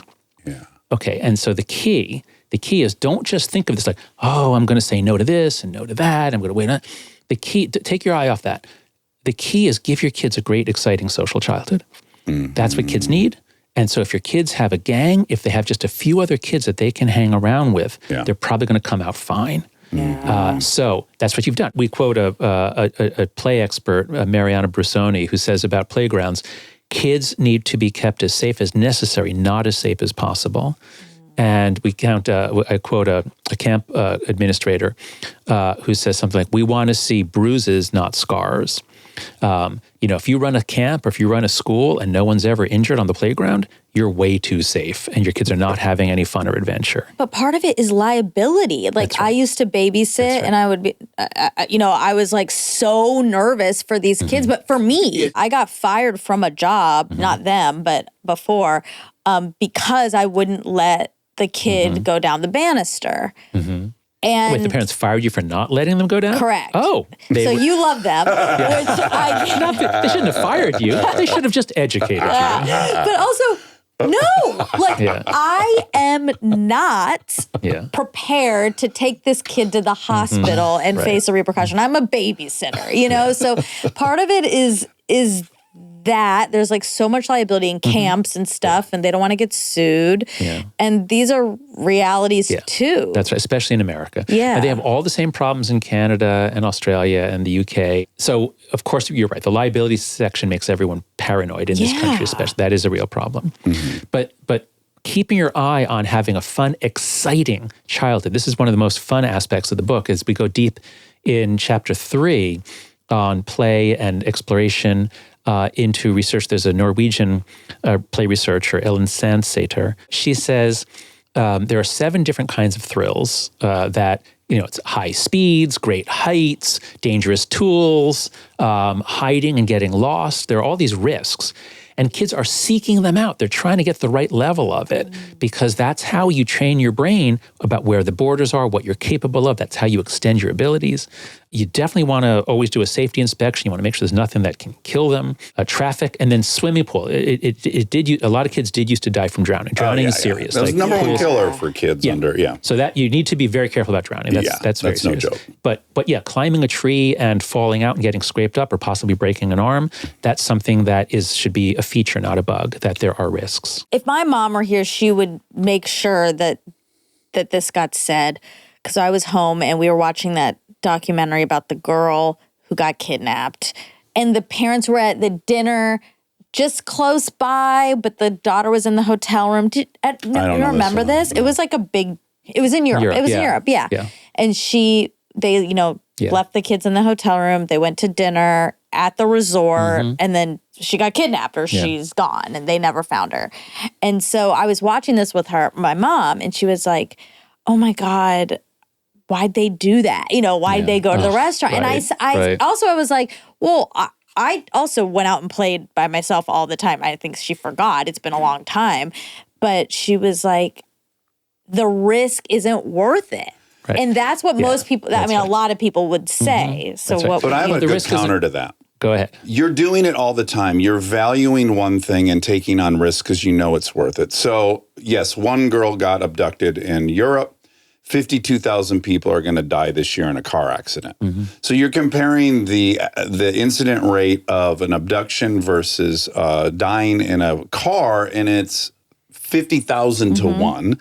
But we know we want what's on the other side of driving the car. It is too important to miss out on your whole life to not go drive the car. You take on that risk because you want it. And what people are not doing, I think accurately, is assessing what's at stake. So you know if you don't drive a car, you're not going anywhere in your life. And if your kids don't have this sense of competence and autonomy, they're going to miss out on where the car takes you. Dax, what you're doing here is you're recapitulating the exact thing we started with about does moral judgment come from your gut or from your head and your calculations about Am I the harm? elephant or the rider? You are the rider. The rider is No, the I small, know. the little, yeah. Yeah, So, but look, right. my mom is acting out of gut. Yeah, that's right.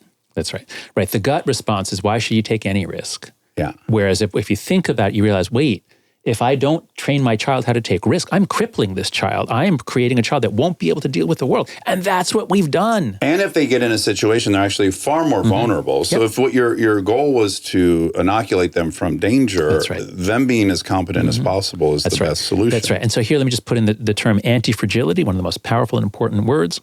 Anti-fragility, a word coined by Nassim Taleb, who's a kind of a polymath, interesting, brilliant guy with some affiliation at New York University. And he pointed out there's a need for a word that describes systems that get better when they get challenged or threatened even. And so the immune system is the classic example. If you protect your kid's immune system, you don't let any dirt or germs come in, you're crippling it because the system is designed to learn from the challenges, learn from the dirt and germs that get in. And so it's the same thing here. Kids are anti-fragile, and if you treat them like they're fragile, and you don't want them to take any risks, then you're blocking their development. And just as they'll have autoimmune diseases, if you don't let them be exposed to dirt and germs, they'll have all kinds of psychological and anxiety-related disorders if you don't let them. So, maybe I see where you're going with it, with those statistical arguments, but I would urge like more a vision of a positive life. Like imagine your kid in two ways. In one, your kid is competent and confident, and they go out there into the world and they're doing things. In the other, they're just always afraid because they think everything's risky. Which one do you want for your kid? Yeah, they've had no opportunity to find out they can handle stuff. Yeah. Yeah. Okay, well, I love all those solutions. I've got no pushback on that. Now I'm going to hit you with something you're not going to like. So, and I'm going to start this by saying I love my mother-in-law. Okay. God, she's the greatest grandmother there's ever been on planet Earth, and no one loves my kids as much as my wife's mother. But She texts me. This is the pattern of texts I receive. Big warning about 5G. Huge dust up about vaccinations. She does not want us to get the kids vaccinated. A couple of abduction stories. And then out of nowhere, a month and a half ago, she texts me, have you heard of this guy, Jonathan Haidt? okay. And she doesn't. And she's and she doesn't like me. No, she likes you. loves you. All right. Okay. Links to things I should watch, interviews you've given in the promotion of this book. You're like, I've already And I seen respond to her, yes, I'm aware of him. I've interviewed him. What do you think of him? And I'm going to be dead honest with you. I said, I think he's among the top 5 smartest people I've ever talked to. I'm very intimidated to argue with him. And I think he himself is caught up in a bit of a moral panic. Okay. Okay. I do think Because that. you think what's happening to kids is not that serious. And Here's kids what are I think actually you're okay. ignoring. Okay. Gen Z's teen pregnancy rate is 78% lower than 91. 31% of millennials drink regularly. Only 18% of Gen pretty Z's boozy. drink. Yep. A third of Gen Z doesn't even drink. This has never been observed. Right. They're That's completely abstinent. Right. They are more frugal than millennials. They are more health conscious.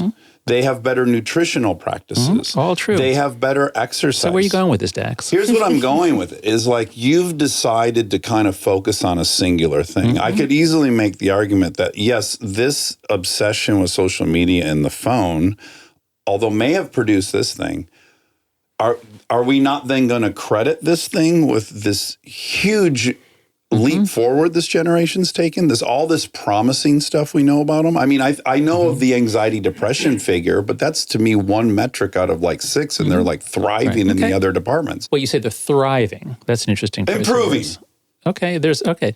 On a number of metrics, their behavior is better. On a lot of the self-destructive metrics, their behavior is better. That's all true. Now, does that mean they're thriving? Why are they not drinking? Why are they not driving cars? Why are they not dating?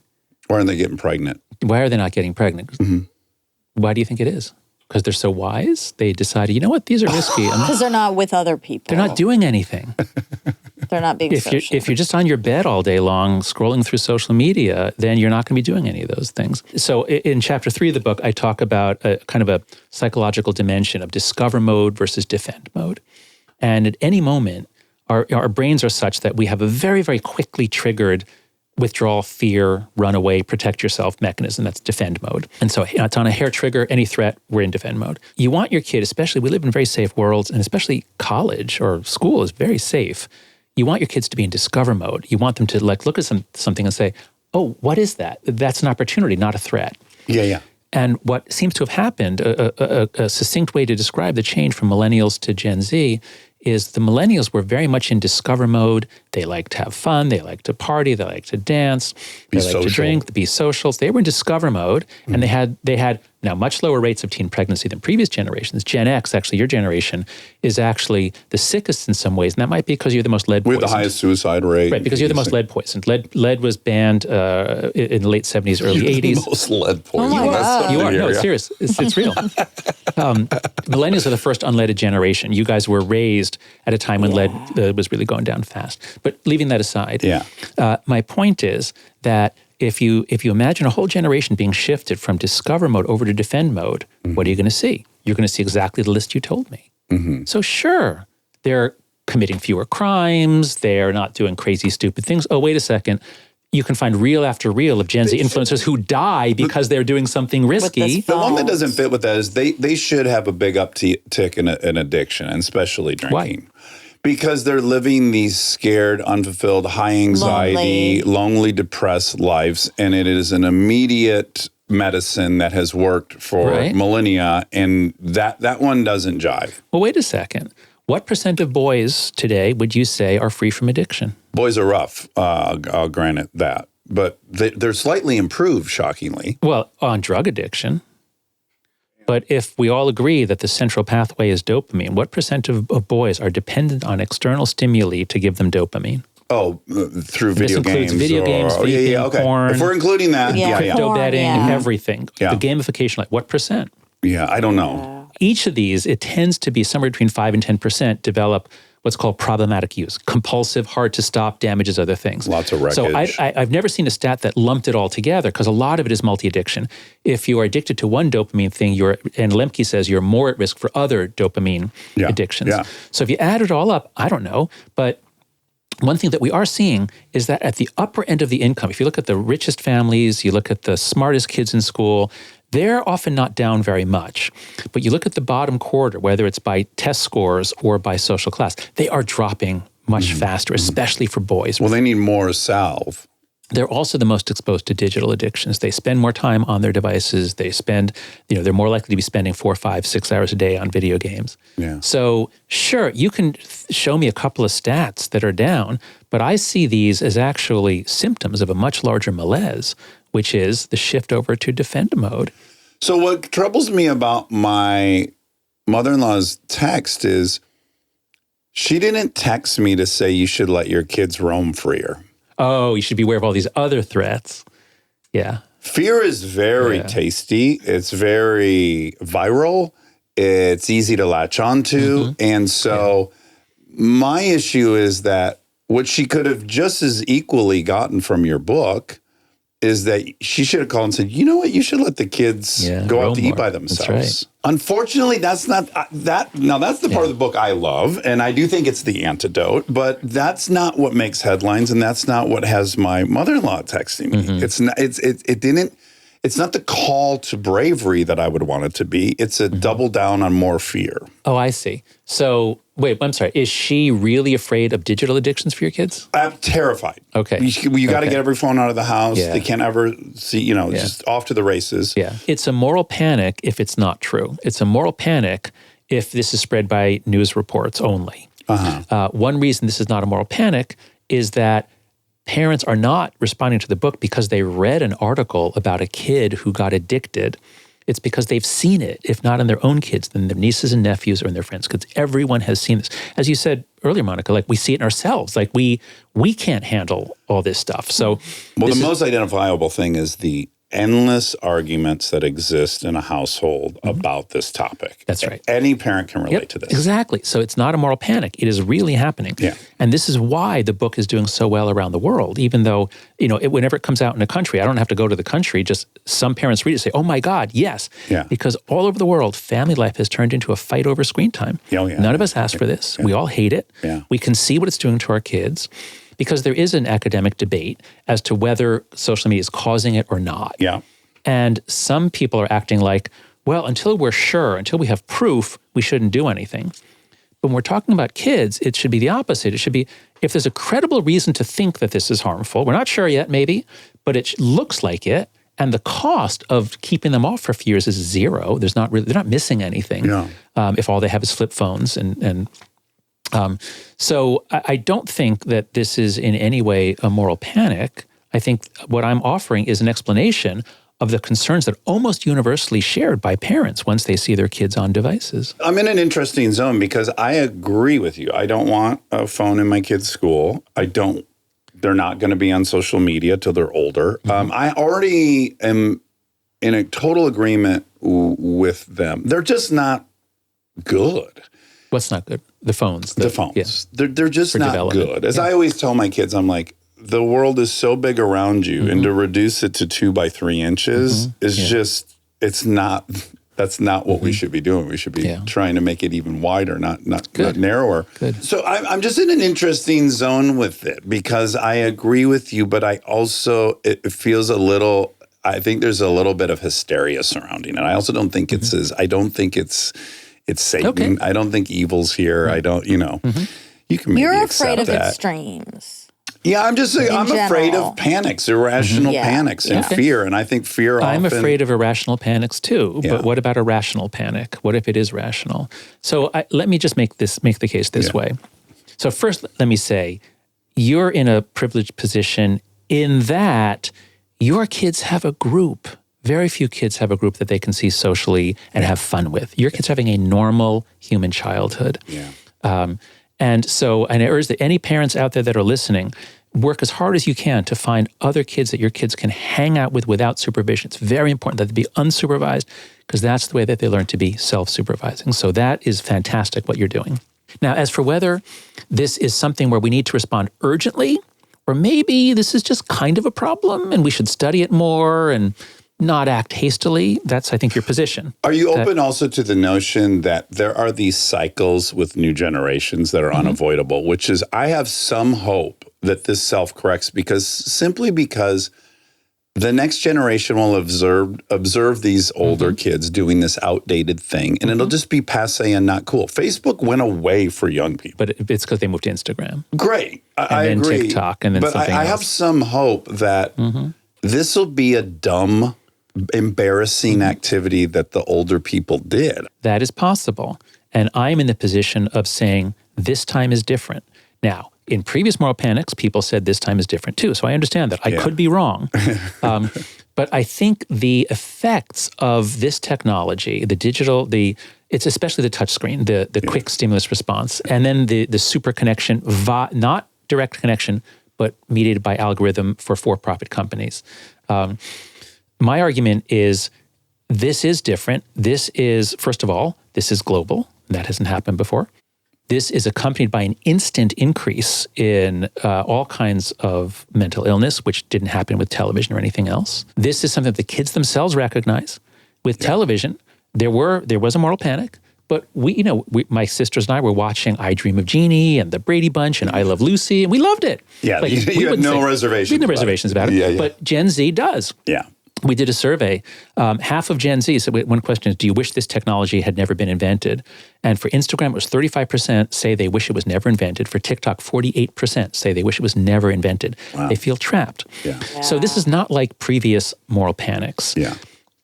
Secondly, part of the reason I'm rushing with such urgency here that we have to act quickly is that AI is coming in faster than anyone realizes. We think ChatGPT will get a little smart. No. The AI friends are coming in. Soon the AI girlfriends will be implanted in robots. I mean, what's coming at kids is so far beyond what we can imagine. And the principles so far from the early days of the internet are children are the same as adults. There's no difference. Anyone can be any age on the internet. There is no age. Everyone can do everything. That's been the rule. We have more than 100 years of experience in the real world saying, we want adults to be able to drink and smoke, but we don't want kids to be doing it. Yeah. We want adults to have sex, but we don't want kids to be doing it, with strangers or whatever. Driving, right. Yeah. So we've accepted the principle in the real world that kids are not adults. Online, we have not yet accepted that principle. Yeah. And AI is coming, not 5 years from now, but like in a year or two, it's they're going to have companions that will not challenge them to ever change who they are. And they're character AI, they already have it. And so we've already had several encounters with this. We already let social media get to our kids early. Yeah. And this has been, I believe, a disaster. What's the likelihood that when our kids now have all these AI friends that are so great, so praising, no problems. They'll be the highest status member of that group. Yeah, that's right. How is this, the odds that this is going to end up being good for them. Yeah, the odds that this is going to be good for them are so slim. Mm-hmm. And so that's why I do really feel like a man on a mission that we have to fix this year, 2025, because by 2026, 27, the AI, the rate of increase, the arrival of artificial general intelligence, the degree to which our lives will be run by agents. So we do have to act quickly. I don't think we can say, we need more study. The proposals that I'm making cost approximately $0. Yeah. Again, I'm in favor of every proposal you have. Yeah. So let's just do them. Yeah. And yes, there's a chance that I'm wrong. Mm-hmm. There's a chance that this was actually caused by some weird plastic that was introduced in 2012 all over the world at the same time. Yeah. It hit girls more than boys. Lead 2.0. Yeah, exactly. So that could be true. I can't be certain that I'm right about this. Yeah. It's a zero risk proposition. Yeah. No one's going to look back in time and be like, well, fuck Jonathan Haidt. We could have been on the phone 7 hours a day and we were only on it 1 hour a day. No one will ever regret. That's right. Spending less time. When the TikTok ban was happening, I was excited. I know. I was like, Gen oh my Z God, was excited. Good. Get these things out of here. We didn't see protests among Gen Z because they don't want to be the only one kicked off. Yes. But they would like it to disappear. Yeah, I agree. I think I was like, go ahead, take them all. Take Instagram, take them. They're a pox on humanity. Yeah. Look at it this way. These companies are worth trillions of dollars collectively. Trillions of dollars. Mm-hmm. How much money do they make from each of us? How much did you pay them? Zero? Yeah. I've paid them zero. Yeah, exactly. So where did the trillions of dollars of value come from? From sucking out our kids' attention and selling it and their data. Yeah. That's it. Well, Jonathan, I'm sincerely, it is an enormous privilege to get your time sometimes. I admire you greatly. I think you're such a special intellectual, and I'm glad that you're passionate about this. I may not have the fear level you do, but it's a true honor and a privilege that we get to sit and talk with you. Agreed. Well, thank you, Dax and Monica. It was really fun. The last time we spoke, things have gotten a lot rougher and weirder since 2018. Right? I know. But I think there is a growing awareness of the problems. I have my concerns about the directions of American democracy, but when it comes to what's happening to our kids, what I've seen since the book came out in March makes me so hopeful that around the world, parents, and especially mothers, are really leading the charge. Parents are rising up, saying enough is enough. Yeah. So I think we are actually going to solve this. We're going to get past this. The book is huge. I mean, it's on every list I see. It was on Bill's list. Well, my mother-in-law is like forwarding it to me. Yeah, everyone, you've penetrated it quite. All right. Well, thank you so much, and I hope you'll come back on your next book. Love to. Okay, wonderful. Great to talk with you guys. We hope you enjoyed this episode. Unfortunately, they made some mistakes. Hello. Hi. You couldn't find your tabs? No, I have a Word. I keep them in Word. Okay. But it's not there. That's what you use to compose things is Word? Yeah. Oh, you had to download that program, I guess, right? It doesn't come on a Mac. Well, they have Word for Mac. I don't know because I didn't have to download it for this newer laptop. But you transferred everything from your old laptop onto that one. Probably. I think I did. Oh, you did? Okay, got it. I use TextEdit because it came with it. Cool. Now I'm feeling like I should have gone the extra mile and gotten It's all Word. the same. Do Probably. you ever use Google Docs? I don't like it's great. Okay. But I prefer to have something I don't have to log into if I lose a password. This has happened multiple times. Yeah. Where I get locked out, then I can't access the docs or any of these things. It never ends with the passwords. Who would have thought that would be the bane of everyone's existence? I know. I just had a bit of a scare. So, as you know, Aaron and I are starting a podcast. Yeah, so what's the deal? Yeah, I think it's going to be called Mom's Car. And I am in real life, I've registered to deliver food with a delivery service. Yeah. Popular delivery service. I'll leave it at that. And we go pick up and deliver food. And then while we're driving around, we read questions people asked. And then in this case, we did a couple last night. We also had a fun guest in the back seat. Nice. But registering for this delivery app, it was like my social security, like info I never give out online. Yeah. And I was like, God, now I got to trust this company Yeah. to not have a data breach, which they all have them. I know. I know. I was scared. That is scary. What was really, really funny about this whole thing was I delivered for 3 hours. Didn't get much activity. I thought it would be like boom, boom, boom. But of course, we're in LA, a lot of out-of-work actors. I think there's a lot of folks delivering food. Yeah. I only got to deliver 3 different meals in 3 hours. Okay. Ice cream, some smoothie beverages, Ooh, and some hot chicken. nice. And it was very, very fun. All to say, I made $22. Congrats. And then I got home and I ordered food for everyone that was at the house, which we have people staying at the house. And I spent like $180. I was like, oh, this is so funny. I offset, I guess, my expenditure by $22. So do you only get the tip? You get some fee for delivering it. Okay. And then you get a tip, but that comes in a little while later. One thing that wasn't in any of the questionnaires, which should be, my first delivery, the person was on the 5th floor of an apartment building, no elevator. So I had to hoof it up 5 floors. I'm exaggerating. It was 4. Why? I didn't need to do that. 4 is a lot. I thought they should ask if you're in shape. Yeah. I don't think not everyone can go hustle up 4 flights of stairs to drop off Well, they some might have food. to take breaks. It could take a while. Yeah. And then you could be losing your mind inside your apartment because you saw that they've arrived and it's like still 20 minutes. Sure. Yeah. And then I only got to meet one of the customers because most people, which I didn't anticipate, which makes sense, just leave at the door. Yeah, People want leave at the door. You're leave at the door? Yes. Yeah. I have to interact with them because I got to open the gate and do the whole thing. Well, even when I order here, I tell them to leave it at the gate. You're not worried that some of the scoundrels out there are going to dip into worried, it? but not worried enough to deal with meeting the person? Yeah, that's fun. That's It is. very fun. Cool. Well, I have good news. I have an update. My cholesterol's down.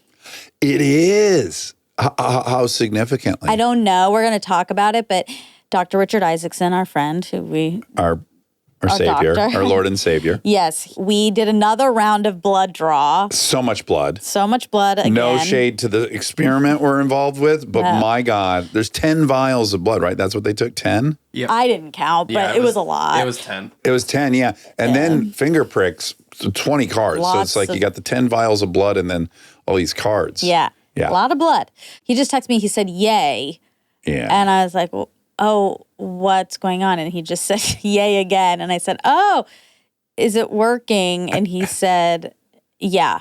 Because you've gone on I'm on the statin. You are? Okay, Yes, great. I'm on the statin and I'm on half of the dose I was prescribed. And I wanted to see if that was going to be enough. Right. And it seems like it is. He sent me a positive text too that said that I've knocked out whatever inflammation was in one of my vessels or some good. shit. Did you get any good news, Rob? No. Must be all bad news coming. I'm sorry. Oh, speaking of that, I brought my smell test. You did. Yeah. It- Do you want to do some or not? I You hate don't? my smell test. What do you mean? Of all the tests we have to do again, I'm mad that I have to redo this. Well, that's why it's fun to do it this way. I just think so much is like scratching. Well, we can try it. Want to do a couple Why don't cards? we do a couple cards? Okay, I just don't want to. It's a long test. So part of our study is we have to complete the smell test. I wonder if our first page is the same first page. Oh, that's a good question. Are your options A, gasoline, B, pizza, Yeah. C, peanuts, Okay, D, so lilac? yep. And Okay. so we're gonna scratch our thing. Okay. Yeah, I hate this test. Oh, this one's harder than the last one. I always wonder, like, did I get old cards? Like, I'm just gonna be honest with you. I don't have an answer. It's just process of elimination. I don't think I smelled gasoline. Oh, I shouldn't. I don't want to skew your results. I'll let you lock Okay, in before. I have one locked, I think. All right, I'm gonna lock in mine too. Okay. But I didn't smell this. I just want you to know I didn't smell the other things more. Okay, what'd you pick? Peanuts. Oh fuck, I picked lilac. You smell lilac? Yeah.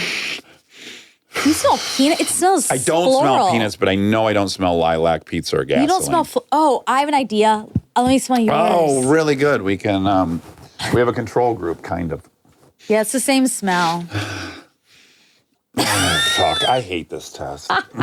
Well, now you've heard our things. I hope he says pizza. I did for a second think that. That would have been my second because of oregano. Thank you. It doesn't smell like anything. It smelled like the lead from my pencil. I think it's lilac, though. Okay, so I got that one wrong. Well, we don't know. We do. You guys are better at this than me. Okay. I can concede defeat when I'm defeated. I can take the loss. All right, here we go. Number 2. Okay, that one's easy. We're going to agree on this one. Okay, I'm going to lock mine in. Hold on.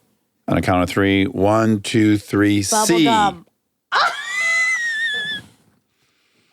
It is bubblegum. Fuck. I got to change it. You know what it was? No, I need to, and I feel ethically fine about it. I smelled gum. Yeah. I smelled gum. I'm like, ooh, gum. And then I went, oh, wintergreen's a flavor of gum. Yeah. But I didn't even read That bubble was gum. hasty. I didn't even read it. Okay, let's do one more. Okay, hold on. Yep. On the count of... Wait, I'm not ready. No, Okay. hold on. You're so fast. I'm hasty. This should be a test of how... Maybe this is just a test of how hasty you are. 3, 2, 1, D. Menthol. Yes, D. Menthol. Finally. Finally. Although we did agree on the last one. I just didn't read all the options. Well. All right, let's do a fourth one. Okay. Now I like it. Okay. Oh, I hope this is D. Me too. It's my favorite I think smell. it's D too. And it is. Don't do that. But yeah. It is. But we Cherry need to for the tell listener. people, yeah. For the listener, the options were whiskey, honey, lime, cherry. And of all 4 of those smells, I would most want to smell cherry. Okay, so what's interesting already, I know me and you are doing this much differently. I don't look at them. Okay. I do my thing. I smell first before I see the options. See, I don't want to be trying to pinpoint what smell I'm smelling. I'd rather know what 4 options are, and then I'll be much quicker to latch it on to one. Do you think this is like revealing of our personalities? Maybe. But like if I just smell a smell, I'm like, oh, I don't know. It's a fruit. It's I know it's a fruit. Is it this? It could take me forever to get to kiwi or cherry. But if I see it on there. Yeah, but you can also be misled that way, like you were with wintergreen. See, I didn't read them. Well, you read them That's with why peanuts. I just learned You read the 'em with hard. peanuts. I did read that one and I didn't get it. All right. I don't know. But I didn't read them before. And I was like, gum, wintergreen. So I would have been better off reading all of them before. Let's do one last one because it's fun. Oh, I hope it's D. No. Please be D. Please be D. Fuck, man. This one's a head scratcher. But I think I'm putting mine in. Fuck this. It's not in there. Stop being so petulant. I hate this test so much. Oh I hate you, Dr. Isaacson. God. You're the worst. You're such a Turncoat. baby test taker. All right. This is like, again, the least Yeah. I agree that this one isn't like that obvious. Okay, on 3, 3, 2, 1, A. Motor oil. Oh, Mine went grass. the options were grass, pizza, motor oil, and pineapple. And for the listener, you're probably thinking, how the fuck is it not clear? Yes, those are such different smells. Yeah. But I'm telling you, nothing came off this piece of paper. I am questioning. Okay, Rob, do you want to come smell this one? There's nothing there, Rob. You're wasting your footsteps. Don't. Stop doing that. He knows. Stop doing that. I guess, yeah, maybe it's his this smell time. mine and see if you agree with me. There's nothing. There's absolutely nothing there. There's no scent. I don't even think a dog. Yes. It's kind of minty. Yeah, it is. But that's not Like an grass? option. No, grass. I don't know. I mean, Minty like grass. I don't care about this one. Like I don't care if my smells in decline. I take a lot of pride in how strong my nose is. Yeah. So It could be a blessing, really, to not be able to smell. Famously, my dad couldn't smell anything. He broke his nose so many times and he got a nose job. Couldn't smell anything. A house could be on fire. He wouldn't smell it. And we'd be watching TV and I would fart sometimes and it would be so stinky. And I'm like, oh my God, he has no clue. Oh, that part's nice, I guess. That part's nice. Yeah. It's dangerous if there's a propane leak, I suppose. Yeah. You continued on. Sorry, I just... it's hard for me to stop halfway. You in a love this test. Yeah, I would imagine. I did a fun dad thing this morning. Oh, what'd you do? I woke up at 5:30, which I wasn't grateful for, but then I was like, oh, whatever, just get up. Yeah. And I had done all the stuff I needed to do, and I looked and I was like, oh, it's 6:30. I wonder if I shake the girls awake, if they'll want to go get breakfast before Ooh, before school. school. And Lincoln's already up. Lincoln is my daughter. She's up at 6. They're both your daughters. Yep, they're both my daughters, to my knowledge. I guess I'll never know unless we all do a 23andMe. But she's up at 6. She goes and lets whiskey out, and then she goes in the backyard. She goes up to the top to a swing. She journaled first. Then she went in the backyard, got on a swing, got a little peacetime perspective. Ooh. Then I saw her walking through the backyard at like 6:30, and then I open up the cameras and I see her. She goes up to the gym. Oh. So she's fucking journaled. She basically meditated. She went and sat on a swing. Right. And then she went to the gym and did some squats. Oh, wow. This shit is just so genetic, right? No one's encouraging her to do any of this stuff. No one's encouraged. Okay, but it could equally be not genetic. As you just said, you're doing all those things. Yes. In fact, for me, that's more of an indication that all that's nurture. I just think it's interesting that one of them does this stuff. Yes, it's been modeled. Both versions have been modeled by Kristen and I, but one happens to constantly replicate the modeling Kristen did, and one is constantly replicating the modeling I've done, which I just find suspicious. Right. If it were a little more blurry, like a little more of each person. Right. And you're right, maybe I'm projecting. Anyways, here's this fucking girl. She's doing her whole, she's got a routine at 11, right? Yeah. Yep. So anyways, so Delta's still asleep. Again, Kristen versus me. Kristen will always sleep longer than I will. So I sneak in there and I shake Delta awake. Yeah, I'm nervous waking someone up. Of course. It can make you grumpy. Yeah, it can. I give her a little shake and I go, you want to go to breakfast before school? And she goes, yeah, absolutely. And so I tiptoe out of the room. They're all ready. And then I'm like, to the Aarons are visiting. So I'm like, if you guys want to go to breakfast? Yeah. I didn't think Weekly would be up, but he was up. And then we get in the car, and then all of a sudden, Belle runs out. Mm-hmm. She had a late enough call. Oh, yeah. So we had a party breakfast. There was 5 of us at breakfast. Fun. No, 6 of us at breakfast. The whole Northeast Police Department, the division of the LAPD, that's Northeastern. They all went to breakfast. Oh my They took up all God. these tables. They were right next to us. And Delta was like, oh, that's the gun. I haven't seen a gun in real life. They just have their gun on. And then the guy overheard it and he's like, yeah, this is where we keep our gun.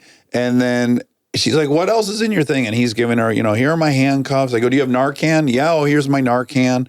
Whole interactive field trip basically to a police station. That's cool. Yeah, they gave them stickers. Oh, cute. Yeah. Cute. Yeah, it was fun. What did the sticker look like? LAPD. White with a blue? Gold. Gold. And shiny. Nice. I was like, if you wear those to school, which they put them on their thing, I'm like, people are going to think you're a narc. Oh, shit. 21 Jump Street. They're not going to tell you any secrets anymore. No, a narc. Is an undercover. Yeah, that wouldn't be undercover. That's true. That's overcover. Okay. That's overt. There'll be an overcover cop. Overt cover. Well, that's cute. That's a fun way to kick off the weekend. It was very, very fun. And everyone got to school on time. It all worked out beautifully. Nice. Breakfast before school. That never happened to me. Me either. A lot of my friends' parents They did that. did. It's Yeah. such a fun treat. I know. Yeah. It's a really sweet thing to do. I brought this up in what will be an upcoming episode, but I watched Shane Gillis's special last night. What led to that last night? We've had a couple people on who are comics. Yeah. And Arena Comics. Arena Comics. And I do think people, Lump them all into one category. at least two of them, at least Shane and one of them into one category. And then I remember when his special came out, Yeah. everyone was watching it and loving it, but also like, it's like edgy, it's Yeah, risky. very edgy. And a few people had told me that like I shouldn't watch it. I wouldn't like it. So I didn't. Right. And then because we've been in this sort of world for a week or so with these comics and, you know, it's brought up a lot of questions and things and Yeah. me and you have gotten into a couple things about it. And I was editing that. Oh, After I was like, I wanna watch Shane and see what I think about that. Yeah. And I thought it was so great. Oh, it's and fucking so funny and good. And like, then I was like, it's I of course on face value or like maybe not face, but like on the surface. Yeah. First of all, understand how they're lumped together. And secondly, understand why it would be like, maybe that's not for you. To me. Yeah, yeah. I mean, he's doing an impersonation of someone with Down syndrome. A lot of people are, that's a big no-no for a lot of people. Yes, but I had seen his monologue already. And then he explains it immediately that yeah. he has a lot of family who has Down syndrome. And he also like has started a business. Yeah. There's a lot of reasons why I was not offended by Why he that. gets a pass. Exactly. Yep. But for a lot of people, that's just a deal breaker. There's no going beyond that. Yeah, that's probably true for a lot of people. Yeah. It's why I think Chappelle also gets a lot of passes for a lot of things he says. He's lived a life. But by the way, that was my defense of one of these arena comedians, which is like, in the same way Shane's family members have this and he's immersed in it, like this person who's making these jokes has almost no white friends. I know, but I don't think it's the same personally. Like, I think you are allowed to make jokes about your family, like something connected to your family or you. But if you, I mean, you wouldn't because you know me, but if you went and like felt like you could go do an Indian accent because of your proximity to me, Right. I would say probably not. Right, but one thing I'll say, like, here's an example where it does happen in real life. So I run into Pari, our neighbor. I think we've already said this. Yeah. And he tells me, like, you've got to tell Monica to move her porta potty. Yes. And I go, I'll tell her, but she's Indian, Pari. She's stubborn. She ain't going to listen to a thing I say. Like, I've earned the right to say that. Yeah. I'm close to you. I'm making a joke about Indian people being stubborn. And it's honky dory. I feel fine about it. Pari loved it. Pari's Indian. Yeah. by the way. Pari's Indian. Yeah. If you had said that to a white neighbor, I wouldn't have liked it. Well, I wouldn't have said it because it wouldn't make any sense to them. Well, But Pari knows what that means. exactly. Yeah. This, what you're saying right now is my entire point. There is a lot of nuance in what is offensive and what is not. But you would agree it's not objective. It's just like we're all in some continuum. Yeah. And for you, the Down syndrome thing didn't bump. For other people, it totally does. Yes. And that's just where they're at on the continuum. Well, sure, there's a continuum, but there is also there's a reality in comedy math about who is getting made fun of. And sometimes, yes, on the surface, if someone's doing an accent, it's like, why are they doing the accent? Is it for, like, when you were telling me the story about Pari, It's like a better story if it sounds like you were starting Pari. to do it in his accent because you were being him. Right. That is different than you just going into a room and doing a generic Indian accent for no reason just to get a laugh. Like there is a difference. Yeah. And so, I guess I was really sitting with that of there's so much, like, I think people think everyone's just offended by everything, and some people are. I'm not. Yeah. I don't know. But it's specific, and for me, anyway. But I think the thing that came up in that interview, which is really, really important, and I do stand by this point, which is like, it's not okay in a school where everyone's white and there's 5 minorities. It's totally fine in the inner city when the white kids don't have a majority and everyone's just teasing each other, which is a fine thing everyone can agree to. Yeah. And everyone can enjoy it if they enjoy it. Yeah, if people enjoy it and are in on it. And so my defense of the one person is like, yes, if he's just a guy who doesn't have any friends and isn't in a group where they're all teasing each other, if he's out there doing it, that is a different thing to me than someone who's grown up with, predominantly all minority friends and everyone's blasting each other. That is a totally different situation. And the people that enjoy it have to be allowed to enjoy it. Sure. I'm not telling anyone they can't like something or whatever. I'm just telling you what I think is smart comedy and what isn't, if I'm being honest. I think people like Chappelle, and I think Shane did this in his special, they are doing kind of saying wild things. Oh my God, rooting for Al-Qaeda. Being very provocative. Yeah. But they're not. If you really listen to what they're saying, they are making fun of the hegemonic group and all of these things. Or if you're making fun of fucking Al-Qaeda, most people aren't gonna be upset about that. You might be like, oh my God, he's saying provocative things. He's saying 9/11. He's saying I'm rooting for them. Yeah. He's saying this. But when you really start, you're like, oh yeah, he is making fun of terrorists. Most people don't think they need to be, you need to stick up for them. Right. They're not a marginalized They don't group. have a lobby.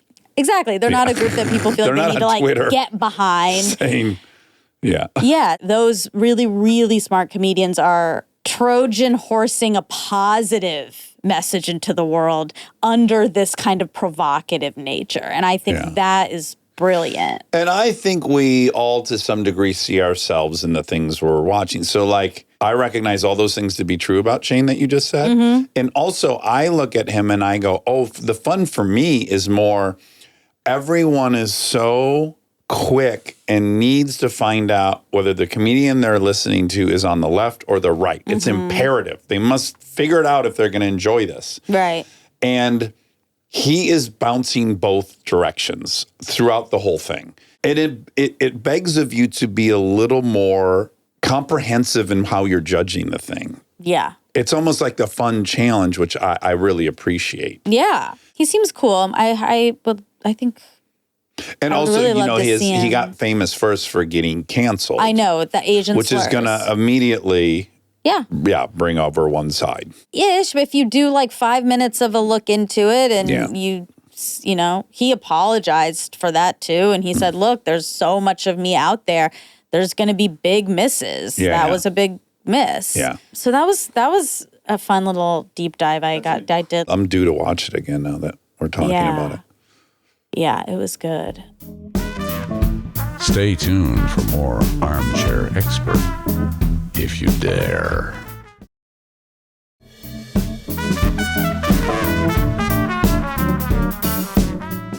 I guess this is sort of in keeping because this is for Jonathan Haidt. Oh, yeah. And I saw his book again pop up on something. It's like still number 2. Yeah. Something. It is a success. Okay, but the Cannibal Cookbook. Okay. That's Nico Clau. Nico Clau. Claux. I feel guilty because I know I would have pronounced it Claux, but you already told me it was Clau. Well, I just said that LeBeau, my maiden name. Yeah. Used to be Lebeaux. Yeah. Yeah. And then it became LABO. So he murdered and robbed, and according to him, he murdered and robbed and But ate there is people. record of him being in prison. Yeah, but like not for very long. 12 years? 7, 7. which feels like a little bit It feels too short of a prison term for murder. for a murder. But these other countries have different approaches than we do. That is true. Yeah. You're right. You could kill someone and make your tea time next week. I just really liked this phrase that I had never heard about 2 types of people. There are 2 types of people, those who say there are 2 types of people and those who don't. I really liked Yeah, that. it's clean. Yeah. It's really clean. I had AI give me moral dumbfoundings. Oh. Because I wanted to do one every episode with Aaron. Because he and I have such loosey-goosey morals. I thought it'd be kind of fun to hear us process some of these things. There's a bunch. You want to hear one? Yeah. The clone replacement. They have titles. Okay. A couple's young child dies in an accident. Overwhelmed with grief, they secretly have the child cloned and raise the clone as if nothing happened. They never tell the child or anyone else. Is this morally wrong? Why? Oh, wow.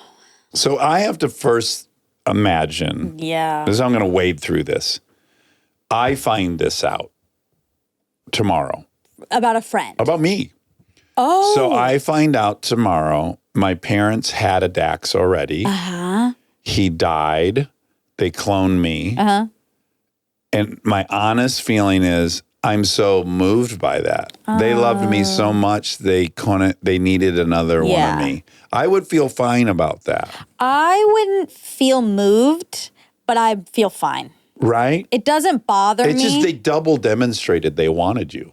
Yeah, I mean, I think I growing up and being more and more seeing your parents as real people and being a little critical of them, I guess I would more be like, they were not able to go through a grief like that, or they didn't think they were going to be able to. Yeah. So they did this. Yeah.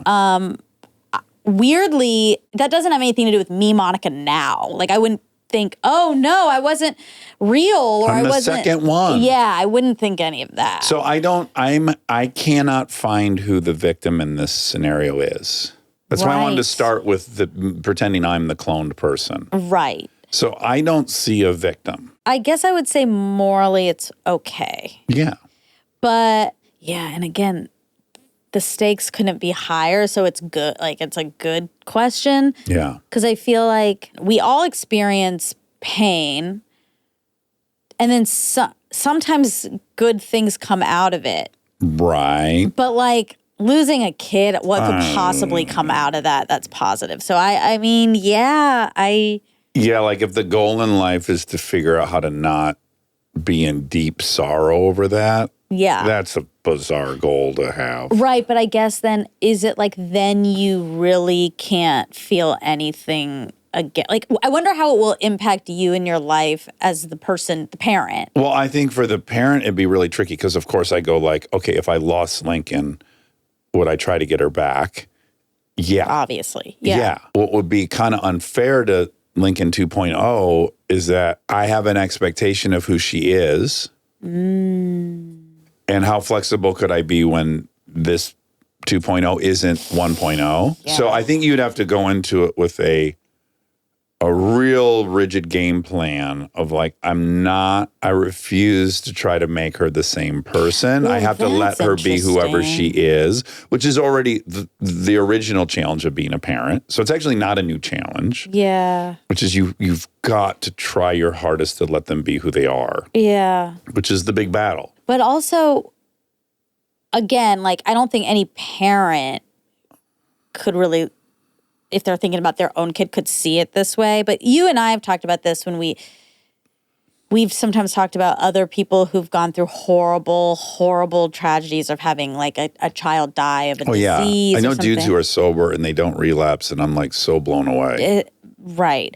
But you've also said like your best self would just be so grateful to have had that time. That's what I would That's your highest self. I would, and more importantly, I would really feel like I was dishonoring her Right. to not be so grateful I got the time I got with her. That's like the weird moral position I have about it, is like, I can't, to be anything but grateful for every Yeah. moment I had with her Yeah. is like dishonoring her. Well, then is it dishonoring? Her by replacing her? Yeah. You're right. Like, this new her, even though she's cloned, Yeah. is not her. She's right. She's going to eat different foods at different times and be at different spots on the planet. We And also just there's just so much more to us than our DNA and our flesh. Like, we have an essence, we have a thing, and that isn't, you can't replicate that. I also wonder too, this bond and trust I have with her, it would be easy to think I just have it when the new baby arrived. Yeah. But I probably forget how much I earned along the way of that bond and trust. Yeah, for sure. That is now mine and I can feel. But at the beginning, I was earning. I was Yeah. saying, welcome. Yeah. Well, you would do I'm your that friend. again. Yeah, I would do that again. Yeah. I guess you could assume you have a relationship you don't. That would be interesting. Yeah. And benefit of the doubt and all these things that grow over time. You know, she sees me Yeah. admit when I'm wrong enough times that she trusts me. Yeah. But the first one, the new one, 2.0, wouldn't have seen that. Is the new one the age of, would it come as a baby? No, it'd have to come as a baby. Okay, so then you would do all the same things. Yeah. But then that to me is, if it comes as a baby, And then if you're just repeating everything. That's the thing. Is that a performance? I think maybe if it's a baby, like, it's maybe dishonoring the original kid. There's some things I wouldn't do that I learned. Right. The 2.0 would get a little bit better of an experience. Like I had to learn along the way some Yeah, of course. lessons. But then I guess it sort of, it's like, then why not have another baby that's not her, but is just because a I new could have person? her. I mean, that's But it's not, I guess that's I what know, it really, yeah. it's like, It's the guy with the bowl that gored it's him. not her. yeah. Unless you believe, like, I don't believe that. I don't think a clone, even though it's technically a clone, It is her. it's technically It's not an her. identical twin. Exactly. It's a clone. It's her. I think there are just too Although that many is the factors. same as an identical twin. There just are factors Yeah. in life that will We live make in a that different house. person I have a different job. We have a different level of means. There's a lot has changed in 12 years. Yeah. Maybe there was something like that. That person had a complete. They didn't, in my opinion, because I don't really, that's hard for me to like wrap my head around. But there was a beginning and an end to Yeah, that. yeah. And then to like kind of fuck with that feels maybe wrong to that original person. I don't know. But again, But that person's dead. yeah. And if I found out like I'm dead and my parents wanted me back, I don't. But it's I would not feel you. very loved. Somebody else it's a new Dax. But they wanted me back. I know. The But message is still very nice. they all, well, yeah, but don't you obvious. Some people would be like, oh, let's try a different combination. Now, the study on how much time kids are spending on the phone in schools is, 1.5 hours on average a school day, with 25% of students logging on for more than 2 hours. Now, what my question is, Yeah. has note passing gone down by an hour and a half a day? Because I pass notes at least an hour and a half a day. Yeah. Probably 3, or drew pictures and handed the pictures I drew to Aaron. Yeah. So I Me do too. wonder if has that gone down? Maybe, but Is it just offsetting this other disruptive behavior? I think it's not about disruptive behavior. It's about social isolation. Yeah, Being I on think your it's better phone- for you to pass notes. Yeah. But I think I think a lot of people will just go like, oh my God, they're just wasting an hour and a half of their day that they could be educated. I'm just saying, explore that a little more. Everyone's missing an hour and a half a day. We always have been. We just Right. might have been doing different things. And then you could say which things are better for you. And I would agree, note passing is better. But I don't think missing an hour and a half of instruction is new. No, I don't either. I don't even know if that, maybe for that study, that's the point. But I think Jonathan Haidt would say it's not. Like, the problem is just being Isolated. isolated. Yeah. Passing notes and stuff is rite of passage. It's part of school. It's part of It's the best part of the whole experience. Yeah. Yeah. It's fun. Really You're just is wading through the fun. instructions so you can be passing notes to friends. I know. Did you pass in the hallway too? Oh, We would to pass in the girls. hallway. I'd write love letters to Randy during class, and then I'd see her in the hallway, and I'd make out with her for a second, and then I'd leave her with a note. We used to also pass. We had I can like see her slam handwriting books. in my head. Oh, that's like cute. immediately. You had slam books. Yeah, we didn't call them that, Okay. but like you'd have like one with like these two girls, and you'd all get together and you'd make the composition book, and you like cut out all these things from magazines and you tape it on, and then you tape the whole book. So the whole book is covered in like a particular design that you've Is made. it positive or is it? Slam book sounds like you're tearing I know people down. that's not the right phrase. No, it's like I would cut out this like picture of Britney Spears, and then they'd cut out a thing that And says everyone's adding to way it. cool. But like that's just the front. That's just the cover. Okay. Then throughout the day, you take turns with the book. So you'll write in it, and then you'll pass to your friend. Then they'll write in it. Then they pass to the other. The thing is, you'd end up having like a lot of books. Yeah. Because you have Who got to keep them though? different Because they were groups. communal. It was rotated. It just rotated. Yeah. Do you know the term slam piece? That made me think of that. I have heard of that. Yeah. Slam That was books. that was a word. Slam book, I think, is what's maybe used in Mean Girls. We didn't call it that, but that's I just had a thought you're going to hate. okay. I'm considering not participating in this part of the experiment. It just occurred to me like, maybe I just go, no, I don't want to do the smell test. Okay.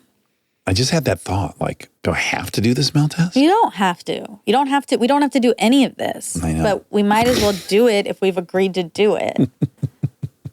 I don't think I want to do it.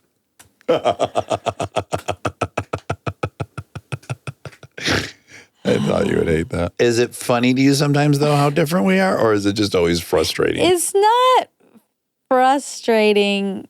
It's like Disappointing. I feel like I disappoint you a lot. it's so weird because I think if you were like, this thing is giving me so much anxiety. Mm-hmm. It's causing me stress that I can't handle. Mm-hmm. I don't want to do it. Well, I looked over and I was like, oh my God, there's 4 booklets. I thought that way you that's were different. talking. And I was like, Then I would say, don't do it. If that's going to stress you out, if that's Yeah. going to like cause you pain, yeah, then absolutely don't do it. yeah. It's but- when it's like, I don't want to do that. I'm not doing it. That is a hard mentality for me, for anyone Yeah. in my life. yeah, for you. Yeah, I totally agree. So I guess I for don't want to me- say I'm disappointed, but that might be the right actually word for it. Yeah, I can feel it. Yeah. I mean, I'm Well, sorry. I just want to explore it. I'm not trying to. Okay. I mean, If it seems like an interesting topic.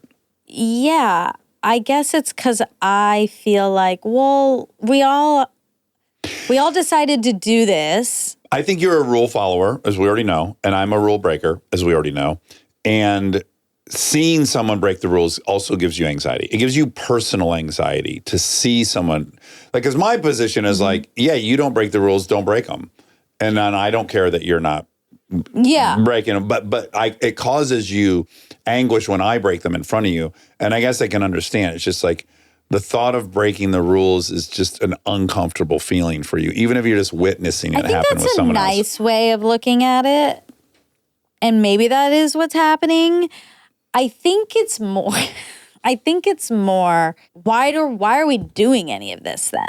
Like, if we're only going to half do. Well, I would argue I'm going to 96%. Like, so much of the stuff is not that. Sure. Yeah. If we're going to pick and choose, Yeah. maybe it's indicative of a broader fear I have with you. Because I mean, I'll be if Rob says I don't want to do the smell test, I'm not going to have this feeling. It's toward you. Right. And I think it's because I feel fearful. That, like, drinking and using drugs is one of the rules? No. Oh. But that's an interesting thought. No. I feel fearful, I guess, that you could abandon anything you've committed to. what if tomorrow you decide you stand don't up want and to walk do outta this here? anymore? It's that, I think, really. I mean, I don't think that. Like on consciously, I don't think that. I don't think Right. you're going to do that. I think you have your commitments and you stick to them. But I have a think track record that's of being what's happening. responsible. I think I'm just being honest. Yeah. That I think I'm as interested as you are in. and why. Yeah. That's only for me to fix Right. or change my mentality on. That's not for you to do anything about, but I do think that's probably a factor. Right. Gotcha. Oh, one thing before we end Jonathan, he has some detractors. Yeah, he has several very respected detractors. Yeah. One, a professor at UC Irvine. Yeah, and then that was in Nature magazine. Yeah, she wrote a whole article in Nature. What's her name? Candace Odgers. Candace Odgers, yes. And she has lots to push back on. But the thing I remember the most is her basically saying the conclusion that more social media leads to heightened anxiety and depression when it's equally or more compelling to her that people with high anxiety and depression spend more time on social media. You really can't determine what direction that correlation is heading in. Yeah. That's a very strong pushback, I think. Feel free to look into some of that other It's a good stuff. article. I read it. Yeah. Yeah. And Nature is trusted, Very trusted extremely brand. trusted brand. All right, that's it for Jonathan That was all? Haidt. Glad we got Okay. to have him on. Me too. Promote his big fancy book. Yes. And I'm so scared of them too. You didn't seem it. I love being scared like that. It's just weird. It's a weird, this is such a brag, but it's true. It's like, there's not a ton of people I'm very afraid to get in a debate with. Yeah, I And understand. I'm like terrified to get in a debate with them. That makes sense to me. Jordan Peterson. It's like I've had a lot of people go like, why don't you have Jordan Peterson on? I'm like, because I don't agree with him. Yeah. And nor could I defeat him in a debate. Right. I know my limits. Right. He is a oral master. And I'd get eviscerated and then I'd leave and go like, oh my God, I don't agree with anything he said, but I couldn't win that argument. Yeah, that's so interesting that you bring that up. I think that's common now where people just have become masters at debate. Yeah. It's a skill. It's a huge skill. Yeah. But It doesn't mean they're right. it doesn't mean they're right. And I it know. doesn't even mean they've thought things out well. They're just good, very good at communicating and pivoting, and it's doing that skill well. I think people who do not host shows experience this their whole life, which is you're in a relationship with somebody, and one of the two of you will be a better debater. It's very Yeah. rare that both of you are going to be completely equally matched in a debate. Yeah. And I think a lot of people end up feeling so disheartened by the fact that the person will never take what they're saying in because they have won the debate. It's all about winning the debate as opposed to actually understanding one another. Yeah. And I'm certain I've been guilty of this in Me the too. past. But I do think some people, especially in the academic world, Yeah. really can suffer from this. I was very grateful. I had a girlfriend who was better at debating than me. And she just blasted me several times where it's like we left and she had won. Yeah. And it was so helpful to correct my own behavior because I was like, oh, all those debates I won, I haven't convinced the person of anything. They just lost the debate or they gave up on the debate as I did. Yeah. I had the same hurt feelings that she never addressed. Yeah, exactly. And I'm like, oh my God, I'm really glad I experienced that because I think I've done that to people. I've done that to people, not I think. I have done that to people. Yeah. Thought I had convinced them Right. to the wisdom I was offering. Yeah. And I hadn't done anything to help them. Right. I'd made it worse. And it's interesting when we get in these topics that are very emotional. Not we. Yeah. Well, I mean, sometimes But we. also was. Also we. But in general, when it's an emotional topic, but one of the people is often like very good at debating or an academic or something. And Great memory. That's how I would win a lot of Yeah. those things. Memory- That was Tuesday. Now I Right. make a meal out of they're saying as right? Exactly. But they're only using logic, Mm-hmm. and it's really hard in a debate to combat logic. Like you can't. Right. But then everyone leaves, and like the person with the emotional argument is still correct. Like their feelings are still there. They still feel terrible. They're still probably, yeah. Yeah, I've really had to go, do I want to acknowledge and help to make the person not feel the way they do, or do I want to prove that they don't have a right to feel that way? Yeah. Because that's easy. That's the most appealing to me. Of course. Like if I can prove to them that they're actually off base and this shouldn't be how they feel, Yeah. I will erase the feeling Yeah. by showing that, there's no logical road to how you feel. Right. And once you realize that, you will no longer feel that way. Yeah. No, they will feel they'll feel Exactly. even more like that because probably their initial issue with me was related to that. Yeah. And we've talked about this, but it is worth repeating. Emotions are as important as logic. Let's look They're at more. They're more important. You go to war over emotion. Exactly. Look at our political landscape. It's emotion driven. Oh, yeah. To act like that isn't a relevant part or to dismiss it in a debate Yeah. or like just stomp on it with logic is so unhelpful because you're removing an entire real legitimate piece. Yeah. And that's why I get frustrated when people are like, the science, look at the science. Yeah. I'm like, I know, guys, but that's not Doesn't matter. compelling. Yeah. If you're dealing with a fear, science doesn't eradicate fears. That's very true. Yeah. Wish everyone was a logical robot. No one had emotions. And I didn't have to talk them That out would of be them. so boring. It would. All right. All right. Love you. Love you.